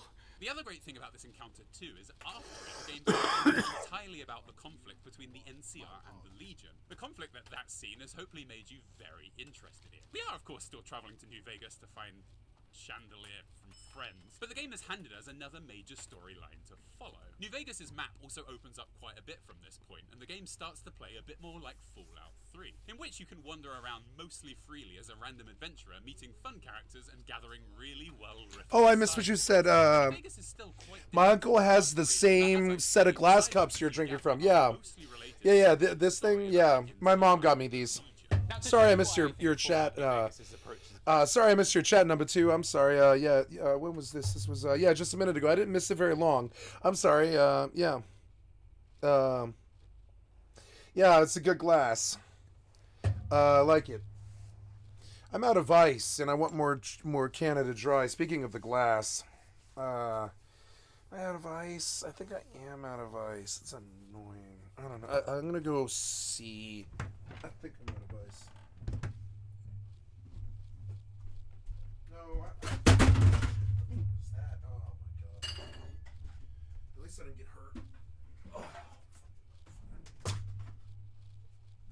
Can't run that thing. Oh, I am looking for ice. Yes, ice. Because that thing's not ready, right? Actually, maybe it's not right.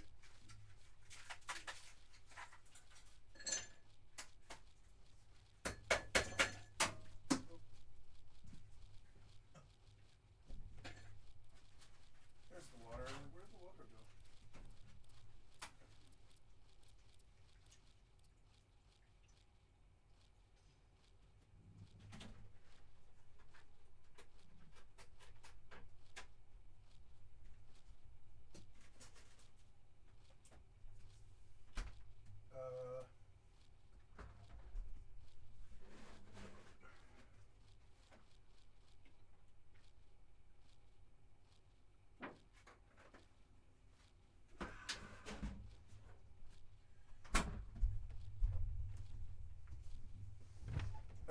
Okay. Sorry about that. Oh, I forgot the damn glass. Oops. I got the ice, but I didn't get the glass. Canada Dry time. Oh yeah. It's kind of milky, the glass. It's annoying. I should clean it, but poo. What? What?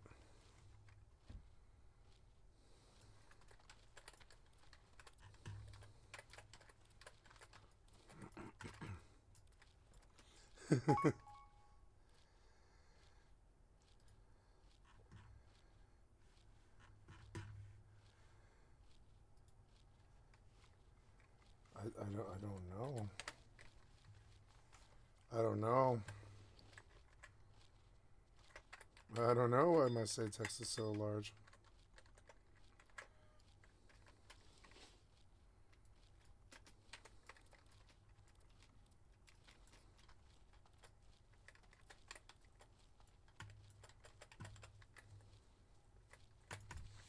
I don't follow. Okay, Television sorry. in the 90s. I told you to only review New Vegas. What are you doing? I knew you'd be on board.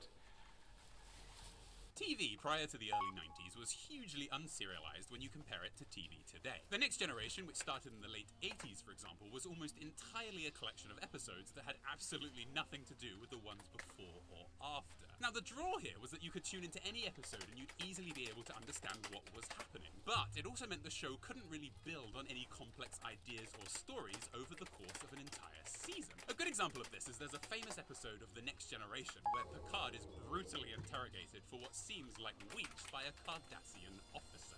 You are 6 years old!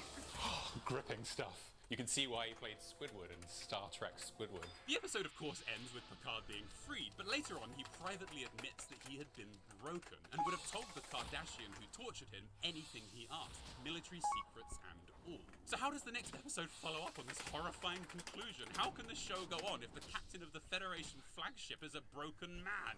Well, here's how the next episode begins. That he was, in fact...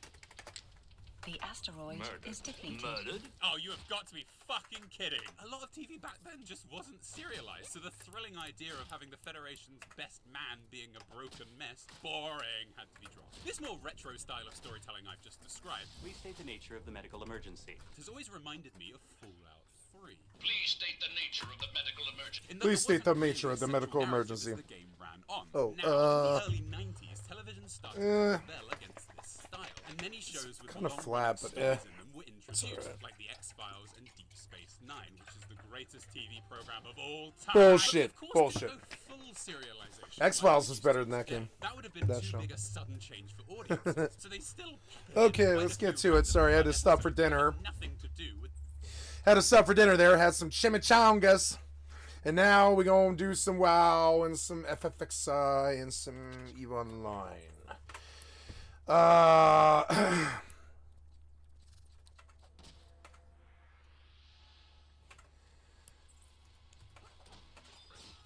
I was like, why does it sound like I'm fighting? Because Ryax is there. Oh, I got a spider, huh? Oops. Oh, damn it, I didn't know I had a link. Central story of the NCR versus the Legion running through it, and this keeps the stakes continually very tense and complex. But there are still many random locations you can go to that have nothing to do with anything, and that's when you can have jaunty fun adventures and forget all your problems. Oh my god, what is that? It's the perfect balance, and to me it only adds to why this is basically the perfect game. Even Friends had this formula. It had a lot of silly episodes, yes, but it still had gripping story arcs that carried over an entire season. You know, like when Chandler from Friends adopted that chicken and duck, and I was gonna make fun of this scene, but it is actually really funny. Godspeed, Matthew Perry. So you see, Luna? Godspeed, That Matthew all Perry. that TV made sense in the end. Yes. You know, we're getting good at this. We could form a permanent show like this. You should let me out of here. Yes. Oh wait, no, I think she's stuck on a loop. Yes. Yes. Eventually then, we make it to New Vegas to confront Benny, but before we do that, we get called into the Lucky 38, and we go up to meet the game's third major faction, Mr. House. Now, we only really communicate with Mr. House using this computer screen, but without a doubt, he is the greatest character the Fallout series has produced thus far. See, some bad things are happening in the Mojave, with no good outcome on the cards. That was, yeah. And suddenly turns up Robert House, the CEO of Robco, with loads of really good solutions. And what's even better is we already know who he is. We've seen his name on every single computer terminal in both Fallout 3 and New Vegas. And his company has invented loads of things we know really well. The Pip-Boy, Sentry Bots, Protectrons, even in the first games we see his iBots, Mr. Handys, and Robo-Brains. He's huge. He's like the Elon Musk of Fallout.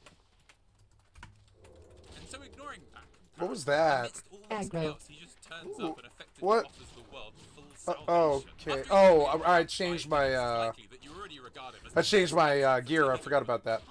See, there's really no way to explain what makes Fallout New Vegas so great beyond just saying it's really excellently written. And Mr. House is our prime example of this. Based on what we've seen before meeting him, Mr. House is basically the most successful and capable man of all time. But what is so brilliant is that his dialogue and voice acting completely back this up. His voice actor, the late René Aubergenois, is in my humble opinion one of the greatest actors of all time, and he brings Mr. House to life perfectly. There is a moment where if you refuse to give him the platinum chip he's hired you to deliver, he completely loses Your skill it. has Without a doubt, increased. one of my favorite parts of any game. How shall I put this? Do you really think I'm going to I'm let dying, an upstart come into yes, my I am. home and ransom my property to me?